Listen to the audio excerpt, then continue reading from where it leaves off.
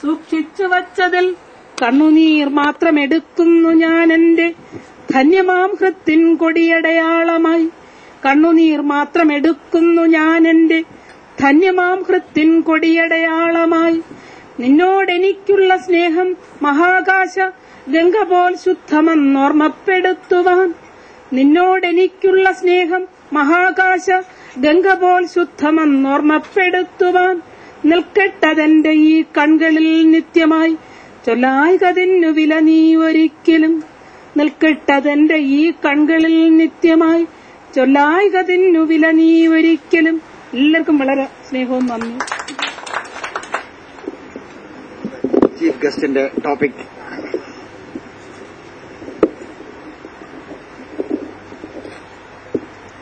ബഹുമാന്യനായ ശ്രീ ബാലഗോപാൽ, ഇന്നത്തെ ഈ ചർച്ചയിൽ പങ്കെടുക്കാനെത്തിയിട്ടുള്ള പ്രിയപ്പെട്ട സഹോദരന്മാരെ, സഹോദരികളെ, ആദ്യമായിട്ട് എന്നെപ്പറ്റി ഒരുപാട് നല്ല വാക്കുകൾ പറഞ്ഞതിന് നന്ദി രേഖപ്പെടുത്തട്ടെ. 2 തുള്ളി കണ്ണുനീർ നമുക്ക് നമ്മുടെ കവയിത്രി സമ്മാനിച്ചിരിക്കുകയാണ്. ജീവിതം പക്ഷേ കണ്ണുനീരും പുഞ്ചിരിയും നിറഞ്ഞതാണ് എന്ന് നമുക്കറിയാം. നമ്മൾ മനുഷ്യ സമൂഹത്തെ വിലയിരുത്താൻ ശ്രമിക്കുമ്പോൾ, അല്ലെങ്കിൽ അതിനെ വിലയിരുത്താൻ തുടങ്ങുമ്പോൾ, സാധാരണ അത് വളരെ പെസിമിസ്റ്റിക് ആയിട്ട് അതിനെ കാണാം, അതല്ലാതെ വളരെ ഓപ്റ്റിമിസ്റ്റിക് ആയിട്ടും അതിനെ കാണാം. പഴയ കാലത്തൊക്കെ ജനസംഖ്യ എന്ന് പറഞ്ഞാൽ വലിയ ഒരു ഭാരമായിട്ടാണ് ആളുകൾ കണക്കാക്കിയിരുന്നത്. നമ്മുടെ ചെറുപ്പത്തിലൊക്കെ തന്നെ ഞാൻ സാമ്പത്തിക ശാസ്ത്രം ഒരു വിഷയമായിട്ട് പഠിച്ചാണ്. അത് പഠിക്കുന്ന സമയത്ത് കോളേജുകളിലൊക്കെ പറയുന്നത് India is an over populated country. India ഒരു വലിയ ഓവർ പോപ്പുലേറ്റഡ് രാജ്യമാണ്, ഒരുപാട് ജനങ്ങൾ ആവശ്യം കൂടുതലുണ്ടെന്ന് പറയും.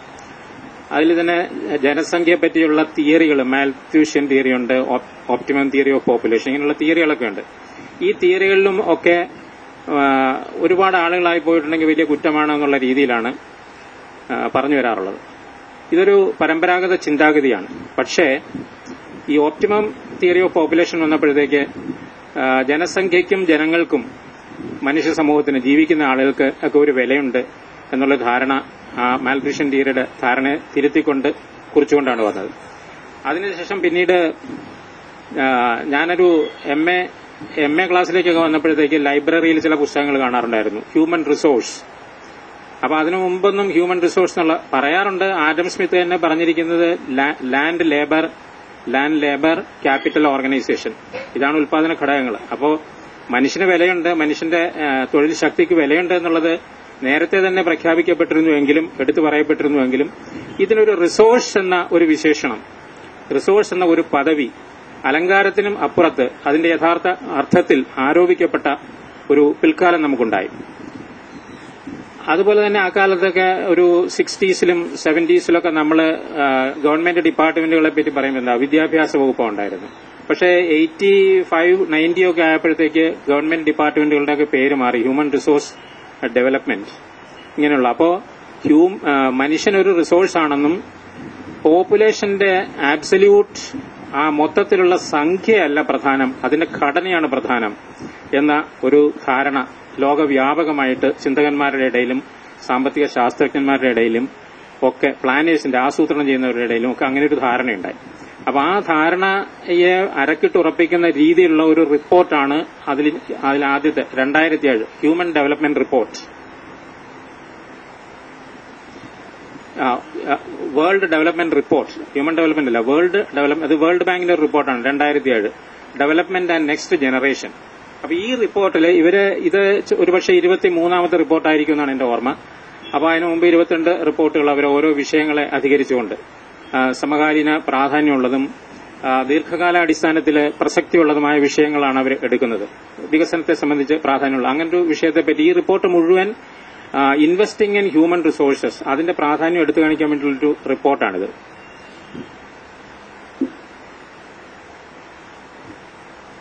അപ്പൊ കഴിഞ്ഞ ഇതിൽ നമ്മൾ കാണുന്നത് 1.5 ബില്യൺ ആണ് ലോകത്തിലെ യുവാക്കള് അവരുടെ ഈ വേൾഡ് ബാങ്കിന്റെ ഡെഫിനേഷൻ അനുസരിച്ച്. കാരണം യുവാക്കൾ ഏത് പ്രായം തൊട്ട് ഏത് പ്രായം വരെയാണ് എന്നുള്ളതിന് വേരിയിങ് വളരെ വ്യത്യസ്തമായ ഡെഫിനിഷൻസ് ആണ് ഓരോ പ്രത്യേക ഏജൻസികൾ ഓരോ സമയത്ത് കൊടുക്കുന്നത്. ഇവരുടെ ഡെഫിനിഷൻ അനുസരിച്ച് ഈ നമ്മൾ ഇന്ന് ജീവിക്കുന്ന ഈ കാലഘട്ടത്തിൽ, ഈ റിപ്പോർട്ട് 2007 അപ്പോൾ ഇപ്പൊ ഏതാണ്ട് 1.5 ബില്യൺ, അതായത് 150 കോടി യുവാക്കൾ ലോകത്തിലുണ്ട്. അതിൽ തന്നെ 130 കോടി യുവാക്കൾ ഈ കുറച്ച് അത്രയധികം വലിയ വൻകിട രാജ്യങ്ങളല്ലാത്ത, അഡ്വാൻസ്ഡ് രാജ്യങ്ങളല്ലാത്ത രാജ്യങ്ങളിലായിട്ടാണ് ഉള്ളത്. അപ്പൊ ഇതൊരു ഇത്രയും യങ് പോപ്പുലേഷൻ ഉണ്ടാകുമ്പോൾ അത് സാമ്പത്തിക വളർച്ചയ്ക്കും വികസനത്തിനും അതൊരു സഹായകരമായ ഒരു ഘടകമായിട്ട് ആണ് കണക്കാക്കപ്പെടുന്നത്. എന്തുകൊണ്ടാണ് നമ്മൾ ഈ ജനസംഖ്യയുടെ ഘടന മനസ്സിലാക്കാൻ ശ്രമിച്ചിട്ടുണ്ടെങ്കിൽ നമുക്ക് അറിയാവുന്ന ഒരു പ്രധാനപ്പെട്ട കാര്യം, ഡിപ്പെൻഡന്റ് പോപ്പുലേഷനും വർക്കിംഗ് പോപ്പുലേഷനും ഡിപ്പെൻഡന്റ് പോപ്പുലേഷൻ, ഇങ്ങനെ നമുക്ക് ജനസംഖ്യയെ തിരിക്കാം. ജനസംഖ്യ ഇങ്ങനെ തിരിക്കുമ്പോഴത്തേക്ക് ഡിപ്പെൻഡന്റ് പോപ്പുലേഷനും വർക്കിംഗ് പോപ്പുലേഷൻ തമ്മിലുള്ള റേഷ്യോ, ഇപ്പോൾ യൂറോപ്പിലെ എല്ലാം വലിയ സാമ്പത്തിക തകർച്ചയാണെന്ന് നമ്മൾ പറയുന്നത്. ഈ സാമ്പത്തിക തകർച്ചയുടെ ഒരു പ്രധാനപ്പെട്ട കാരണം പറയുന്നത് എന്താണ്, അവിടെയൊക്കെ ഡിപ്പെൻഡിംഗ് പോപ്പുലേഷൻ, ഏജ്ഡ് പോപ്പുലേഷൻ കൂടുതലും വർക്ക് ചെയ്യുന്ന പോപ്പുലേഷൻ കുറവുമാണ്.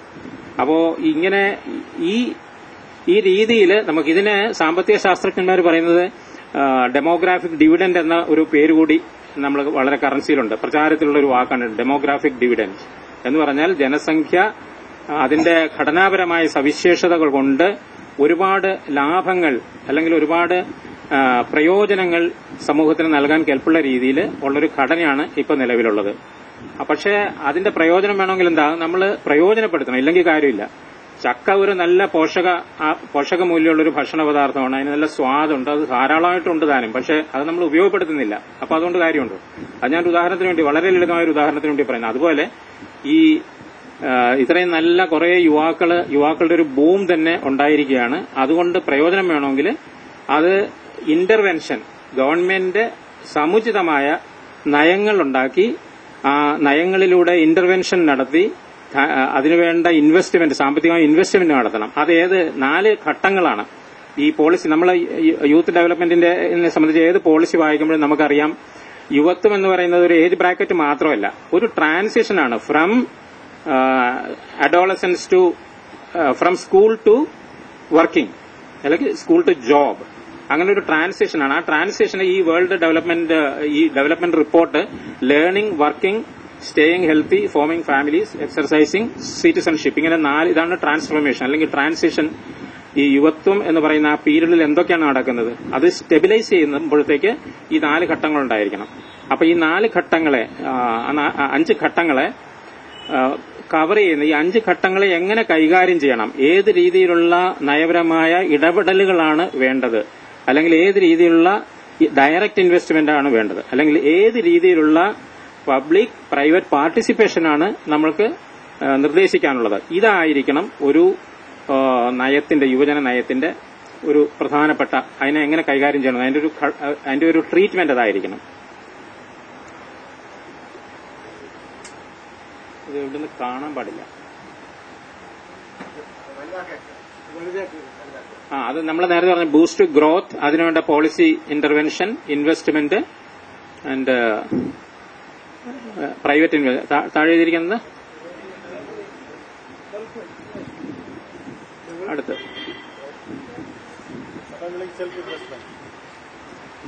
Non avail. അപ്പൊ ഈ യുവജനങ്ങളെ പറ്റിയുള്ള പ്രശ്നങ്ങൾ പഠിക്കുമ്പോൾ പ്രധാനമായിട്ടും പറ്റുന്നത് എന്താണ്, ഒരു രാജ്യത്തും സാമാന്യനെ പറഞ്ഞാൽ മിക്കവാറും ഒരു രാജ്യത്തും ഈ പ്രത്യേകമായിട്ട് യുവജനങ്ങളെ മാത്രം തിരിച്ച് വേണ്ടത്ര ഡേറ്റ, അതിന്റെ സ്റ്റാറ്റിസ്റ്റിക്സ് കിട്ടാനുള്ള ഒരു ബുദ്ധിമുട്ടുണ്ട്.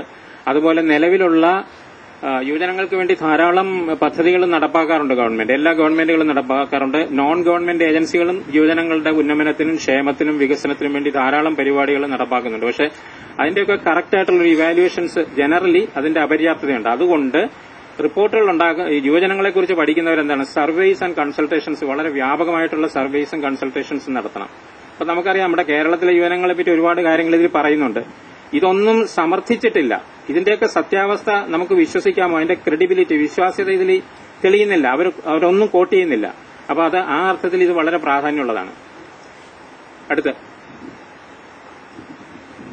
അപ്പോൾ ഈ റിപ്പോർട്ട് ഉണ്ടാക്കിയവർ ചെയ്യുന്നതാണ് പ്രധാനമായിട്ടും അവർ യുവജനങ്ങളുടെ അടുത്തേക്ക് തന്നെ പോയി യുവജനങ്ങളുടെ പ്രശ്നങ്ങൾ എന്താണെന്ന് മനസ്സിലാക്കാനായിട്ട് അവരുടെ അടുത്തേക്ക് തന്നെയാണ് പോവുക.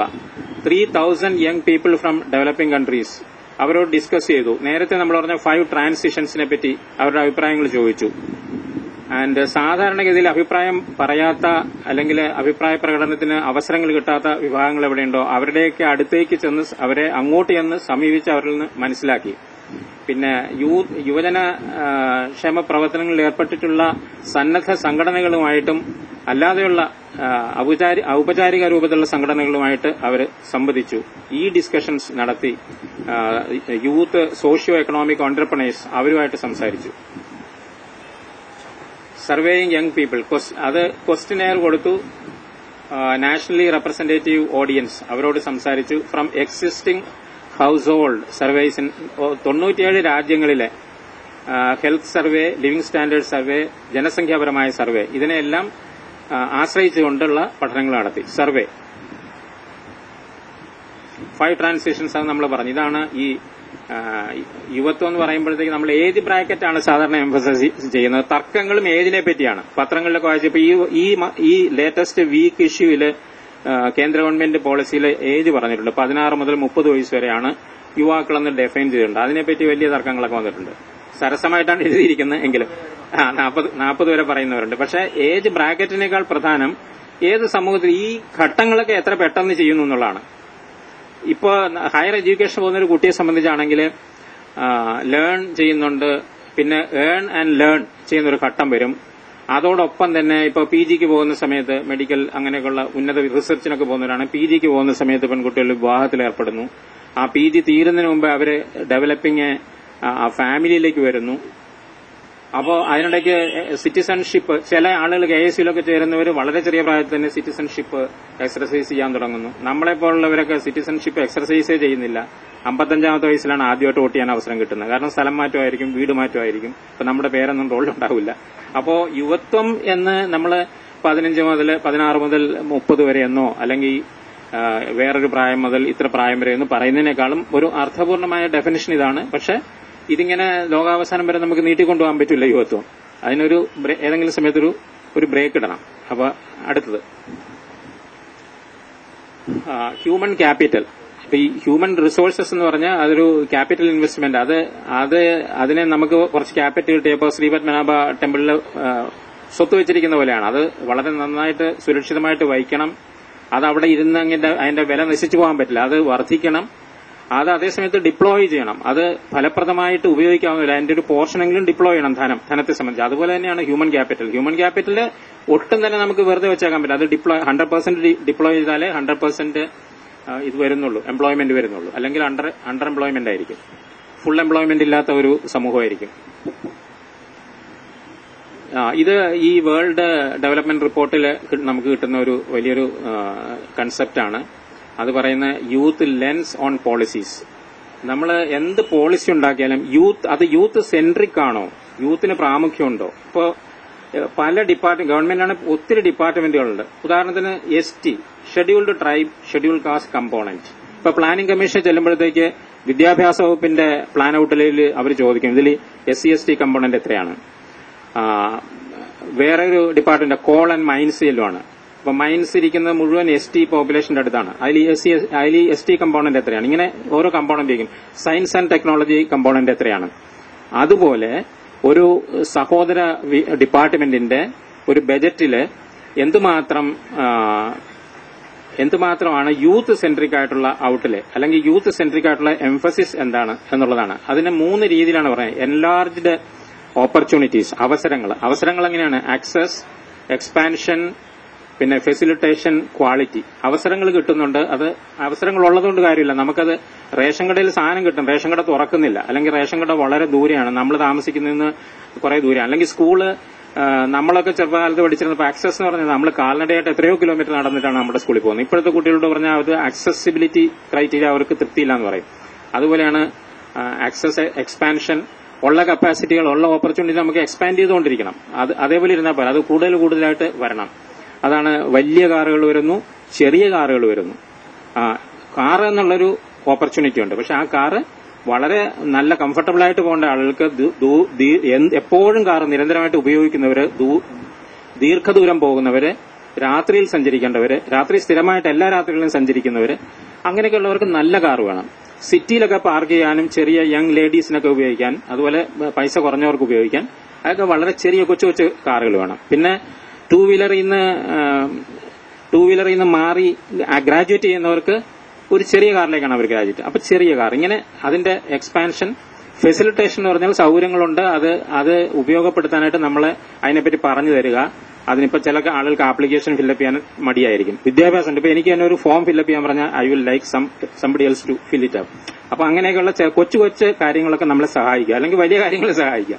അതെ. പിന്നെ ക്വാളിറ്റിയാണ്. ഇപ്പൊ വിദ്യാഭ്യാസത്തിന് തന്നെ ഉദാഹരണത്തിന്, ഏത് ഉദാഹരണത്തിനെടുത്താലും അതിന്റെ ക്വാളിറ്റി, അതിന്റെ ഗുണമേന്മ അല്ല ഗുണപരത, അതിനെക്കുറിച്ച് ചിന്തിക്കണം. കേപ്പബിലിറ്റീസില് ആദ്യത്തെ എന്താണ്? കേപ്പബിലിറ്റീസിൽ പ്രധാനമായിട്ടും ഡിസിഷൻ എടുക്കാനായിട്ട് ഒരു ഡിസിഷൻ മേക്കിംഗ് കപ്പാസിറ്റി, അതുപോലെ അത് എന്തെങ്കിലും ഒന്ന് സെലക്ട് ചെയ്യാനുള്ള ഒരു കപ്പാസിറ്റി. പല ആൾട്ടർനേറ്റീവ്സ് ഉണ്ട്. എന്താണ് എടുക്കേണ്ടത്?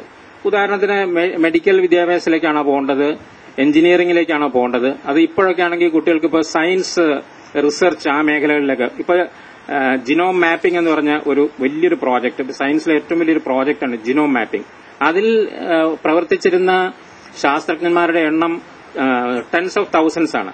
പല കോണ്ടിനെന്റ്സിലുള്ള യൂണിവേഴ്സിറ്റികൾ നെറ്റ്വർക്ക് ചെയ്തിട്ടുണ്ട് ആ പ്രോജക്റ്റിൽ. അപ്പൊ ഇതുവരെ ശാസ്ത്രലോകത്തുണ്ടായിട്ടുള്ള ഗവേഷണങ്ങളിലെ നെറ്റ്വർക്കിംഗ് എന്ന സവിശേഷതയോടുകൂടി സഫലീകരിക്കപ്പെട്ട ഒരു വലിയ പ്രോജക്റ്റാണ് ജിനോം പ്രോജക്ട്. പക്ഷേ ഈ ജിനോം പ്രോജക്ടിന്റെ ഒരു പ്രത്യേകത എന്താണെന്ന് വെച്ചാൽ, പ്രോജക്ട് ബിഗറ്റ്സ് പ്രോജക്ട്. ഒരു പ്രോജക്ട് തീരുമ്പോഴത്തേക്ക് ആ പ്രോജക്ട് ഒരു 1000 പ്രോജക്ടുകളെ പ്രസവിക്കുന്നു എന്നുള്ളതാണ്. അപ്പൊ ഈ ജിനോം പ്രോജക്ടിന്റെ അനന്തരഫലമായിട്ട് ശാസ്ത്രലോകത്ത് ഗവേഷണത്തിന് വേണ്ടി തുറന്നിട്ടുള്ള സ്കോപ്പ്, അത് അപാരമായ സ്കോപ്പാണ്, ലിമിറ്റ്ലെസ്, സീമാതീതമായിട്ടുള്ള സ്കോപ്പാണ്. ഇതിനൊക്കെ ശാസ്ത്രജ്ഞന്മാർ വേണമെങ്കിൽ ഇന്നിപ്പോ നേരത്തെ പറഞ്ഞ 1.5 ബില്യന്റെ എത്ര ശതമാനം ആളുകൾ സയൻസ് എടുക്കുകയും ഗവേഷണം ചെയ്യുകയും അത് ഇതിന്റെ പിന്തുടർച്ചയായിട്ടുള്ള പ്രോജക്റ്റുകൾ കൈകാര്യം ചെയ്യാനുള്ള പ്രാപ്തി കൈവരിക്കുന്നു എന്നുള്ളതാണ്. അപ്പൊ ഇങ്ങനെ സെലക്ട് ചെയ്യാനുള്ള, അതുപോലെ തന്നെ സെലക്ഷനെ സംബന്ധിച്ച് അല്ലെങ്കിൽ ഡിസിഷൻ എടുക്കുമ്പോഴത്തേക്ക്, ഉദാഹരണത്തിന് ഒരാള് ഡെന്റിസ്റ്റിന്റെ കോഴ്സാണ് ചെയ്യുന്നത്. ഡെന്റിസ്റ്റിന്റെ കോഴ്സ് എടുത്തിട്ട് പല്ല് പറിക്കാതിരിക്കണമെന്നില്ല. അയാൾ കോസ്മെറ്റിക്സിലേക്ക് അല്ലെങ്കിൽ ഫേസിനെ സംബന്ധിച്ച മറ്റ് പല വിഷയങ്ങളിലേക്ക് മാറിപ്പോണ്. ഹോറിസോണ്ടൽ മൈഗ്രേഷൻ അല്ലെങ്കിൽ ഹോറിസോണ്ടൽ ഗ്രാജുവേഷൻ, ഇങ്ങനെയുള്ള ഈ കാര്യങ്ങൾ, പല കാര്യങ്ങളുമാണ് കേപ്പബിലിറ്റീസിൽ വരുന്നത്. അതിന്റെ 2-3 ഒന്ന് വായിക്കാമെങ്കിൽ പറയേണ്ടതാണെങ്കിൽ ഞാൻ പറയാം.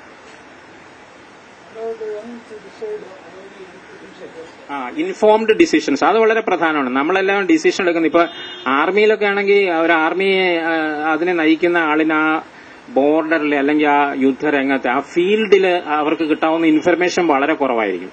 അപ്പൊ അവര് ഡിസിഷൻ എടുക്കുന്നത് അവർക്ക് ചില സ്ട്രക്ചേർഡ് ഡിസിഷൻസ് എടുക്കാനുള്ള ട്രെയിനിങ് കിട്ടിയിട്ടുള്ളതുകൊണ്ടും അവരുടെ പരിചയം കൊണ്ടും അല്ലെങ്കിൽ അവരുടെ ഒരു റെക്ലെസ്നെസ് കൊണ്ടൊക്കെയാണ് അവരവിടെ ഡിസിഷൻസ് എടുക്കുന്നത്. പക്ഷെ ഇൻഫോംഡ് ഡിസിഷൻ എന്ന് പറഞ്ഞാൽ ഒരു കാര്യത്തെപ്പറ്റി, ഇപ്പൊ ഒരു A4 സൈസുള്ളൊരു പേപ്പർ വാങ്ങിക്കണം, ഒരു പർച്ചേസിംഗ് മാനേജർക്ക് ഒരു A4 സൈസുള്ളൊരു പേപ്പറാണ് വാങ്ങിക്കേണ്ടത്. പക്ഷെ ആ പർച്ചേസിംഗ് മാനേജർ ഇന്ത്യയിലെ പേപ്പർ ഇൻഡസ്ട്രിയും അതിന്റെ മാർക്കറ്റിംഗും അതിന്റെ ചെയിനും, ഏത് ബ്രാൻഡ്, എന്ത് വില, അതിന്റെ ഹോൾസെയിൽ പ്രൈസ് എത്രയാണ്, റീറ്റെയിൽ എത്രയാണ്, എത്ര ക്വാണ്ടിറ്റിയാണ് ഓർഡർ ചെയ്യേണ്ടത്, ഇങ്ങനെയുള്ള എല്ലാ ഡീറ്റെയിൽസ് എന്ത് ചോദിച്ചാലും മേലധികാരി എന്ത് ചോദിച്ചാലും പറയാനുള്ളത്. അതാണ് ഇൻഫോംഡ് ഡിസിഷൻ.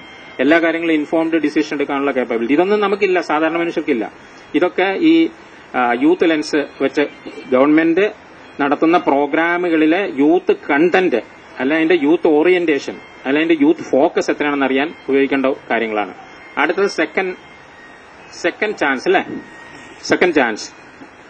ഈ സെക്കൻഡ് ചാൻസ് എന്ന് പറയുന്നത് നേരത്തെ പറഞ്ഞ നമ്മള് കേപ്പബിലിറ്റി ടു ടേക്ക് ഡിസിഷൻ എന്ന് പറഞ്ഞു. പക്ഷെ ഡിസിഷൻ എടുക്കുമ്പോൾ തെറ്റായൊരു ഡിസിഷൻ എടുത്തു എന്ന് ഇരിക്കട്ടെ, ഇത് കൂടുതൽ സമയം എടുക്കുന്നുണ്ടെങ്കിൽ പറയണം കേട്ടോ.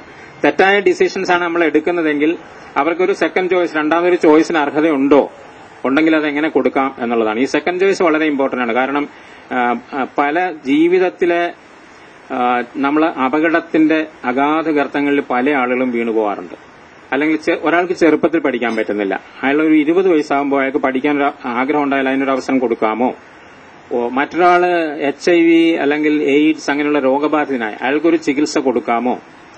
വേറെ ഇതുപോലെ ജീവിതത്തിൽ ഏതെല്ലാം കണ്ടിൻജൻസീസിൽപ്പെട്ട് ശരിയായിട്ട് ചെയ്യേണ്ട സമയത്ത് ചെയ്യാൻ പറ്റാതെ, അല്ലെ ചെയ്യേണ്ട കാര്യം ചെയ്യാൻ പറ്റാതെ അല്ലെങ്കിൽ നല്ല ഒരു ഇൻഫോംഡ് ഡിസിഷൻ എടുക്കാൻ പറ്റാതെ വന്ന ഒരാൾക്ക് അതിൽ എത്ര പേർക്ക് നമുക്ക് സെക്കൻഡ് ചാൻസ് കൊടുക്കാം എന്നുള്ളതാണ്. പക്ഷേ ഈ സെക്കൻഡ് ചാൻസിന്റെ ഒരു പ്രോബ്ലം എന്താണെന്ന് വെച്ചാൽ റിസോഴ്സ് കൺസ്ട്രെയിന്റ് ആയിരിക്കും അതിൽ പ്രധാനമായിട്ടുള്ളത്. പിന്നെ പലതും സമയം കഴിഞ്ഞു പോകും.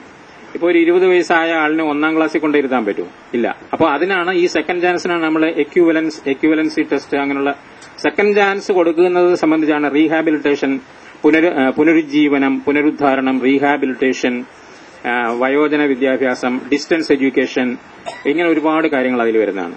അടുത്ത് investing in young people, equip young one with advanced skills, not merely literacy. ലിറ്ററസിക്കായിരുന്നു ഇത്ര നാൾ പോകുന്നില്ല. പക്ഷെ ലിറ്ററസിക്ക് അപ്പുറത്ത് അതർ ദാൻ ദാറ്റ് അല്ലെങ്കിൽ എബവ് ദാറ്റ് എന്നുള്ളൊരു കൺസെപ്റ്റാണത്. എക്യൂപ്പ് സ്കില്ലാണ് വേണ്ട നമുക്ക്. പക്ഷെ സ്കില്ല് തന്നെ നമ്മൾ സ്കില്ലിനെ കുറിച്ചാണ് ഇത്ര നാൾ പറഞ്ഞിരുന്നെങ്കിലും സ്കില്ലിൽ തന്നെ അഡ്വാൻസ്മെന്റ് വന്നുകൊണ്ടിരിക്കുകയാണ്. കാരണം ടെക്നോളജി ഓറിയന്റഡ്, കൂടുതൽ ടെക്നോളജിയും കൂടുതൽ സ്കില്ലും ഉപയോഗിക്കുന്ന തരത്തിലുള്ള ജോലികളാണ് പുതിയ ഗ്ലോബൽ സിനേറിയോയിൽ നിന്ന് കാണുന്നത്. അപ്പൊ അതിനനുസരിച്ചുള്ള അത് കൊടുക്കുക. പിന്നെ നേരത്തെ പറഞ്ഞ പോലെ രോഗബാധിതരായവരെ കുറെ ആളുകളെ നമുക്ക് റെസ്ക്യൂ ചെയ്യാം. How to salvage people who are otherwise destroyed അല്ലെങ്കിൽ are being destroyed, keep them employed productively. ഇവരെ നല്ല രീതിയിൽ നമുക്ക് കുറെ ആളുകളുണ്ട്. ഞാൻ നേരത്തെ പറഞ്ഞ ഉദാഹരണം തന്നെയാണ്. നമുക്ക് എത്ര എംപ്ലോയബിൾ ആളുകളുണ്ടോ അത്രയും ആളുകളെ നമ്മൾ ഇത് ചെയ്യാൻ പറ്റണം. അതാണ് അതിന്റെ concept. Youth bulge in population, ഇതാണ് നേരത്തെ പറഞ്ഞ ഈ 1.5. ഇപ്പൊ യൂണിഫോം ഈ എല്ലാ ഏജിലുള്ളവർ യൂണിഫോം ആണെങ്കിൽ നമ്മളൊരു എടുത്തു കഴിഞ്ഞാൽ ഒരു ട്യൂബ് പോലെ ഇങ്ങനെ ഇരിക്കും.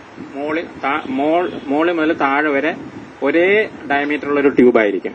പക്ഷേ ഈ യൂത്ത് ഇങ്ങനെ ഒരു പ്രത്യേക കാലഘട്ടത്തിൽ കുറെ അധികം കുട്ടികളുണ്ടാകുന്നു. ഇതിന് പണ്ട് ബേബി ബൂമർ എന്ന് പറഞ്ഞിട്ട് ഒരു പ്രതിഭാസന ലോകത്തിൽ ഉണ്ടായിരുന്നു. അതിനെ ഉപയോഗിച്ചുകൊണ്ടാണ് ഒരുപാട് മാർക്കറ്റിംഗ്, അതുപോലെ പ്രോഡക്റ്റിന്റെ ഉൽപ്പാദിപ്പിക്കുന്ന കമ്പനികൾ, മാനുഫാക്ചറേഴ്സ് ഒക്കെ അതിനെ ഉപയോഗപ്പെടുത്തിക്കൊണ്ടാണ് അവരുടെ ബിസിനസ് വലുതാക്കിയത്. പക്ഷെ ഈ യൂത്ത് ബൾജ് എന്ന് പറയുമ്പോൾ ഇപ്പോ ഇത്രയും കുട്ടികളുണ്ടെങ്കിൽ ഇങ്ങനെ ഒരു വലിയൊരു കാപ്പിലറി പോലെയാണെങ്കിൽ അതിന്റെ ഏതെങ്കിലും ഒരു ഭാഗത്ത് ഇങ്ങനെ ബൾജ് ചെയ്തിരിക്കും.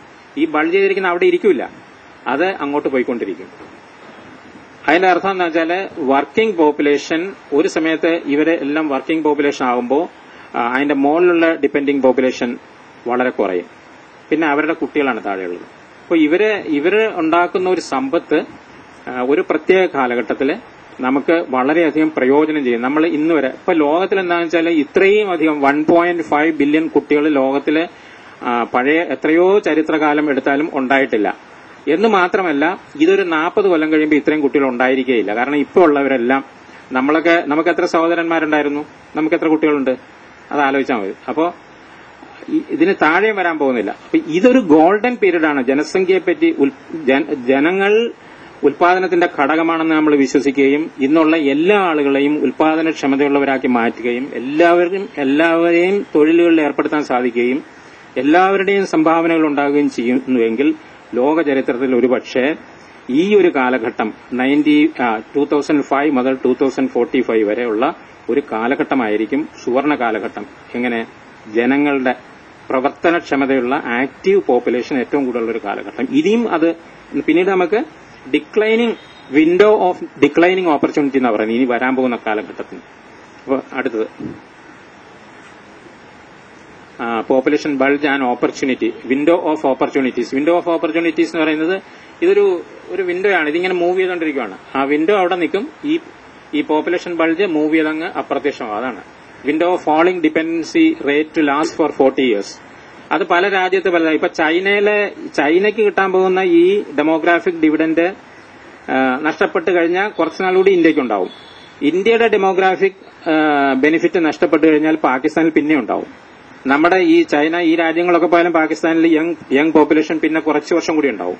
അപ്പൊ അവരായിരിക്കും ഈ പോപ്പുലേഷൻ, ആക്റ്റീവ് പോപ്പുലേഷൻ ആണ് ശക്തിയുടെയും സമ്പത്തിന്റെയും ക്ഷേമത്തിന്റെയും അടിസ്ഥാനമെങ്കിൽ അവർ ആ സമയത്ത് ലോകത്തിലെ ഒന്നാമത്തെ രാജ്യമാകും. Public policy to make right investment.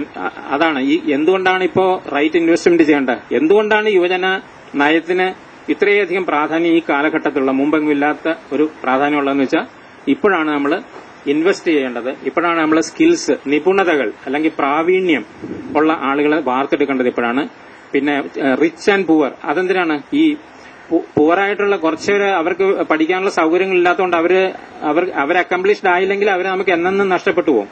ഒരു ലൈഫ് സൈക്കിൾ, ഒരു ഫിഷിന്റെ തന്നെ ഒരു ലൈഫ് സൈക്കിൾ 4 വർഷം ആണ് ഒരു ഫിഷിന്റെ ലൈഫ് സൈക്കിൾ എങ്കിൽ അതൊരു നമ്മളൊരു 3 വർഷം 4 വർഷത്തിനിടയ്ക്ക് അത് ക്യാപ്ചർ ചെയ്തില്ലെങ്കിൽ അത് മരിച്ച് അത് അപ്രത്യക്ഷമാകും, നഷ്ടപ്പെടും. അതുപോലെയാണ് ലെവൽ പ്ലേയിങ്. അതുകൊണ്ട് ഈ പുവർ ആൻഡ് റിച്ച് എന്നുള്ള ഭേദമില്ലാതെ 100 കുട്ടികളുണ്ടെങ്കിൽ 100 കുട്ടികളെ 100 യുവാക്കളെ നമുക്ക് അത് മോട്ടിവേറ്റ് ദ യൂത്ത്.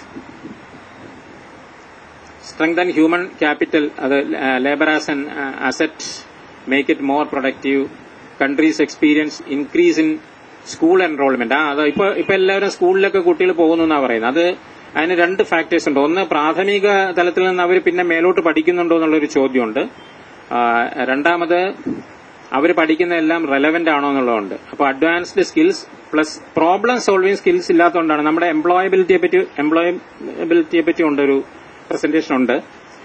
പക്ഷെ എംപ്ലോയബിലിറ്റിയെ പറ്റിയുള്ള പ്രധാനപ്പെട്ട ഇത് എഞ്ചിനീയറിംഗ് കോളേജുകളിൽ നിന്ന് പാസ്സാകുന്ന കുട്ടികൾക്ക് കമ്മ്യൂണിക്കേഷൻ സ്കിൽ ഇല്ലാത്തവർ കുറേയുണ്ട്.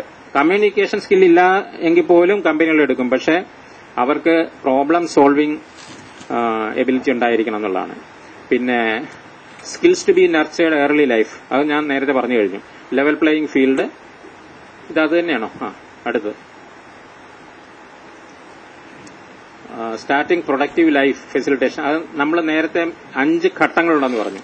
ഏജ് ബ്രാക്കറ്റിനെ പറ്റിയല്ല ബോധർ ചെയ്യേണ്ടത്. സ്റ്റാർട്ടിംഗ് പ്രൊഡക്റ്റീവ് ലൈഫ് ഫെസിലിറ്റേഷൻ, അതിപ്പോ നമ്മളൊരാളൊരു തൊഴിൽ അന്വേഷിച്ച് ചെല്ലുമ്പോൾ ഈ തൊഴിലിൽ ഏർപ്പെടുന്നതിനുള്ള എന്തൊക്കെ തടസ്സങ്ങളാണ്, എന്തെല്ലാം വിഘ്നങ്ങളാണ് ഏർപ്പെടുന്നത്. ഒരാൾ തൊഴിൽ ചെല്ലുമ്പോഴത്തേക്ക് അയാൾക്ക് എക്സ്പീരിയൻസ് ഇല്ല എന്ന് പറയും.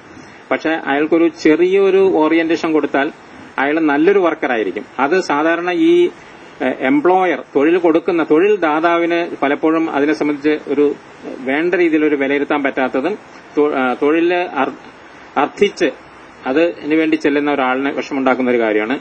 പിന്നെ ഒരാളെ നിനക്ക് 18 വയസ്സായി നീ ജോലിയിൽ ഏർപ്പെടൂ എന്ന് പറഞ്ഞ് ചില അച്ഛനും അമ്മയൊക്കെ പറയും, നീ പഠിച്ചാൽ നീ നിനക്ക് ഞാൻ ഒരു തൂമ്പാവാൻ ചേരാം. അതോടെ അവന്റെ വിദ്യാഭ്യാസമുള്ള ചാൻസ് തീർന്നു. പിന്നെ ഈ ലേബർ ലോസ് എല്ലാം കാലോചിതമായിട്ട് ഇവർക്ക് തൊഴിൽ കിട്ടാവുന്ന രീതിയിൽ പല ലേബർ ലോസും കൊണ്ടാണ് ചിലപ്പോൾ ഒരു 90 ദിവസത്തേക്ക് 2 കൊല്ലത്തേക്ക് ഒരാളെ നിയമിക്കണം. പക്ഷെ 2 കൊല്ലത്തേക്ക് ആളെ നിയമിക്കില്ല, കാരണം അവൻ പിന്നീട് സ്ഥിരമാകണമെന്ന് അവകാശപ്പെടും.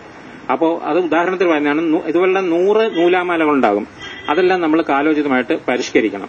പിന്നെ സ്കിൽ ലാഡർ, സ്കിൽ എന്ന് പറയുന്ന ഒരു ലാഡറായിട്ട് ആദ്യം നമുക്ക് കുറച്ച് സ്കില്ല് കിട്ടും. നമ്മൾ പ്രവർത്തിക്കുന്നതോടൊപ്പം അത് വർദ്ധിപ്പിച്ചു കൊണ്ടുപോകാൻ നമുക്ക് സാധിക്കണം. അടുത്തത് healthy life.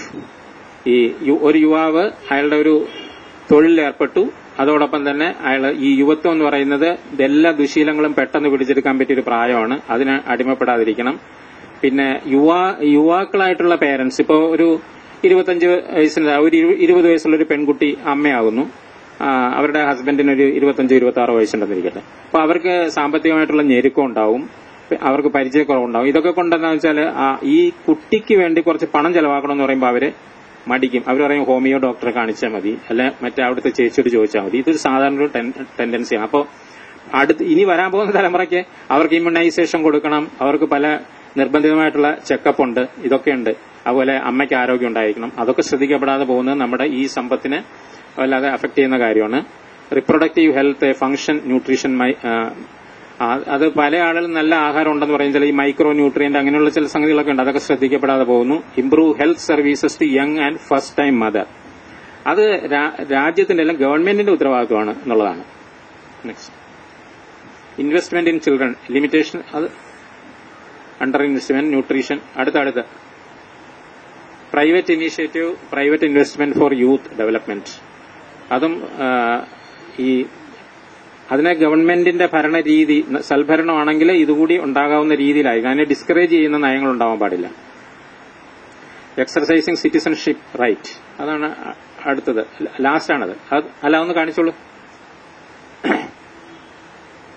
Don of youth, identity as individual.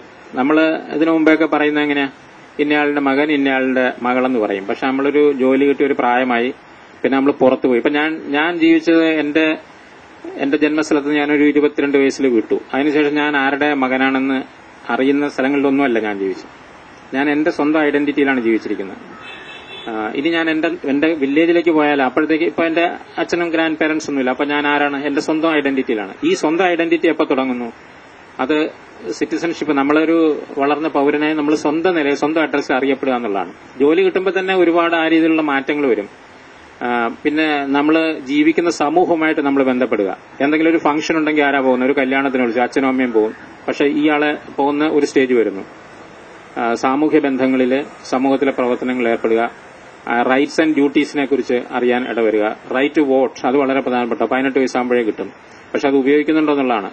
നമ്മൾ പോളിംഗ് ബൂത്തിലൊക്കെ പോയി നോക്കിയാൽ ഏറ്റവും വയസ്സന്മാരാണ് ആദ്യം വരുന്നത്. വയസ്സന്മാരാണ് വോട്ട് ചെയ്യുന്നത്. പയ്യന്മാര് അവർ ചോദിക്കുക എന്തിനാ വോട്ട് ചെയ്യുന്നത്. അപ്പോൾ അവർ മുഴുവൻ വോട്ട് ചെയ്യുന്നുണ്ടോ എന്നുള്ളതാണ്. അവർക്ക് പാർട്ടിസിപ്പേഷൻ കൊടുക്കേണ്ടത് എങ്ങനെയാണ്, അവർക്ക് അതിൽ താല്പര്യം ജനിപ്പിക്കേണ്ടത് എങ്ങനെയാണ് എന്നുള്ളത് ഒരു വിഷയമാണ്. Denial of civic engagement. പക്ഷെ അതേസമയത്ത് അവർക്ക് ഈ പൌരാവകാശങ്ങൾ നിഷേധിക്കപ്പെട്ടിട്ടുണ്ടെങ്കിൽ അതിൽ നിന്ന് ഒരുപാട് സാമൂഹ്യ പ്രശ്നങ്ങളും രാഷ്ട്രീയ പ്രശ്നങ്ങളും ഈവൻ ടെററിസം അതൊക്കെ ഉണ്ടാവാം എന്നുള്ള ഇൻസ്റ്റബിലിറ്റി ഉണ്ടാവും.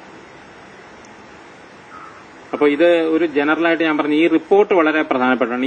ഈ റിപ്പോർട്ടിൽ നിന്ന് പ്രചോദനം ഉൾക്കൊണ്ടുകൊണ്ടാണ് ലോകത്തിലെ പിന്നീട് അതിനു മുമ്പും ഉണ്ടായിരുന്നു യുവജന നയം ഉണ്ടാക്കണമെന്ന് പറയുമെങ്കിലും ഈ റിപ്പോർട്ട് ഒരു വലിയ ഇമ്പാക്ട് ഉണ്ടാക്കിയിട്ടുള്ള ഒരു റിപ്പോർട്ടാണ്. സമയത്തിലെ ഇനി ഒരു 2 പ്രസന്റേഷൻ കൂടി ഉണ്ട്. ഒരെണ്ണം കൂടി ഞാൻ കാണിക്കാം, അത് കഴിഞ്ഞ് ഇതിലേക്ക് വരാം. ഇനി ഞാൻ എന്റെ സൗത്ത് ഏഷ്യയുടെ അത് തന്നെ ഇത് 2007 ഈ കോമൺവെൽത്തിന്റെ ഒരു ബ്രാഞ്ച് അവരുടെ ആഭിമുഖ്യത്തിൽ സൗത്ത് ഏഷ്യൻ കൺട്രികൾ ഇതിനെപ്പറ്റി ഒരു വലിയൊരു കൺസൾട്ടേഷൻ നടത്തി. 2000 അടുത്ത് അതിൽ ഇവർ പറയുന്ന യുവാക്കൾക്കുള്ള ഓപ്ഷൻസ് എന്താണ്? നിലവിലുള്ള സാമൂഹിക വ്യവസ്ഥയോട് ഇഴുകിച്ചേരുക, അല്ലെങ്കിൽ നിലവിലുള്ള സാമൂഹ്യ വ്യവസ്ഥയിൽ പരിവർത്തനങ്ങൾ വരുത്തുക, അതിന്റെ ഏജന്റായിട്ട് പ്രവർത്തിക്കുക. രണ്ടും വളരെ ശ്രമകരമായിട്ടുള്ള കാര്യമാണ്. രണ്ടിനും അവരുടെ ബോധപൂർവമായ പരിശ്രമങ്ങൾ, ആത്മാർത്ഥമായ അല്ലെ പ്രതിബദ്ധതയോടുകൂടിയ പരിശ്രമങ്ങൾ ആവശ്യമാണ്. യൂത്ത് ഡെവലപ്മെന്റിനെ പറ്റിയുള്ള കൺസെപ്റ്റ്, യൂത്ത് ഡെവലപ്മെന്റ് ഒരു മേജർ മാൻഡേറ്റ്. എല്ലാ രാജ്യങ്ങൾക്കും നിരവധി അന്താരാഷ്ട്ര സംഘടനകൾ, യുഎൻ അതിന്റെ കീഴിൽ അതിന്റെ അംബ്രല്ല കീഴിലുള്ള അനേകം സംഘടനകൾ, റീജിയണൽ സംഘടനകൾ, രാജ്യങ്ങൾ, ഭരണഘടനകൾ, പിന്നെ ജനാധിപത്യ സമ്പ്രദായങ്ങൾ, ഇതിന്റെ എല്ലാ അടിസ്ഥാനത്തിൽ യൂത്ത് പോളിസി ഡിക്ലെയർ ചെയ്യാവുന്ന ഒരു ഗവൺമെന്റിനെ സംബന്ധിച്ചിടത്തോളം ഒരു പ്രതിബദ്ധതയാണത്. അത് മൾട്ടി ഡയമെൻഷനാണ്. യൂത്ത് പോളിസി എന്ന് പറഞ്ഞാൽ ഏതെങ്കിലും ഒരു കാര്യം പോരാ. ജീവിതത്തെ ബാധിക്കുന്ന എല്ലാ തുറകളിലും അവർക്കുള്ള പ്രാതിനിധ്യം, അവർക്ക് എങ്ങനെ അതിലേക്ക് സംഭാവന ചെയ്യാൻ പറ്റും, ആ കാര്യങ്ങളെല്ലാം അതിൽ വേണം. Focus on assets and competencies. പണ്ടൊക്കെ എന്ന് പറഞ്ഞാൽ ഡെഫിസിറ്റ്സ് അല്ലെങ്കിൽ പോപ്പുലേഷൻ ഒരു ലയബിലിറ്റി ആണെന്നുള്ളൊരു കൺസെപ്റ്റിലാണ് പോപ്പുലേഷനെ കുറിച്ച് പണ്ടെല്ലാം പറഞ്ഞിരുന്നത്. പക്ഷെ ഇപ്പൊ അതൊരു അസറ്റും അതിന്റെ കോമ്പീറ്റൻസീസ്, അതിന്റെ എന്തെല്ലാം കാര്യങ്ങൾക്ക് അവർക്ക് സാമർഥ്യമുണ്ട് അല്ലെങ്കിൽ എന്തെല്ലാം കാര്യങ്ങളിൽ അവർക്ക് നിപുണതയുണ്ട്, കഴിവുണ്ട് എന്നുള്ളത് നോക്കണം. ഇത് എല്ലാ സ്റ്റേക്ക് ഹോൾഡേഴ്സുമായിട്ട് അത് ചെയ്യണം. ഇതൊരു പൂർണ്ണമായിട്ട് എല്ലാ കാര്യങ്ങളും ഉൾക്കൊള്ളുന്ന ഒരു സമീപനമാണ് അതിനോട് നമുക്ക് വേണ്ടത്. കംപ്ലീറ്റ് നീഡ്സ്, ഒരു യുവാവിന് എന്തെല്ലാം ആവശ്യങ്ങളുണ്ടോ ആ ആവശ്യങ്ങളെല്ലാം നമ്മൾ പരിഗണിക്കണം. അതെല്ലാം പ്രദാനം ചെയ്യാൻ ഭരണത്തിനും സിവിൽ സമൂഹത്തിനും പൌരസമൂഹത്തിനും സാധിക്കണം. അതിന് വേണ്ട പണം എവിടുന്നുണ്ടാകും, അല്ലെങ്കിൽ എത്ര പ്രോഗ്രാം, എത്ര വൈഡ് കവറേജ് ആണ് കൊടുക്കേണ്ടത് എന്ന് തീരുമാനിക്കുമ്പോൾ വളരെ ബോൾഡായിട്ടും വളരെ കലവറയില്ലാതെ തീരുമാനമെടുക്കാനുള്ള ഭരണകൂടം ഉണ്ടായിരിക്കണം. എങ്കിലേ അത് സാധിക്കുള്ളൂ. അവര് നേഷൻ ബിൽഡിംഗ്, രാഷ്ട്ര നിർമ്മാണത്തിലെ യുവാക്കൾക്ക് സജീവമായ പങ്കാളിത്തം നൽകാൻ കഴിയണം. അതായിരിക്കണം അതിന്റെ ഉദ്ദേശം.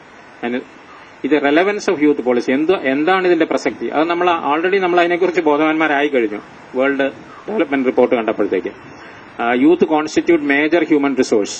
അത് ഈ ബൾജ് ഉണ്ടെങ്കിലും അല്ലെങ്കിലും, കാരണം ഏറ്റവും ആക്റ്റീവായിട്ടുള്ള പോപ്പുലേഷനാണ് യൂത്ത് എന്ന് പറഞ്ഞാൽ. എന്താ?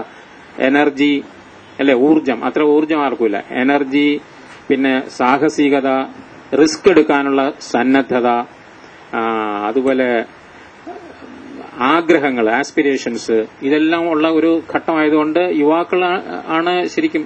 പിന്നെ കറന്റ് അവരുടെ ഇന്നത്തെ ആവശ്യങ്ങളും വരുന്ന 10 കൊല്ലം 15 കൊല്ലം എത്രമാത്രം നമുക്കൊരു പെർസ്പെക്റ്റീവ് പ്ലാൻ അതിനെപ്പറ്റി ഉണ്ടാക്കാം, അത്രയും അത് നല്ലതാണ്.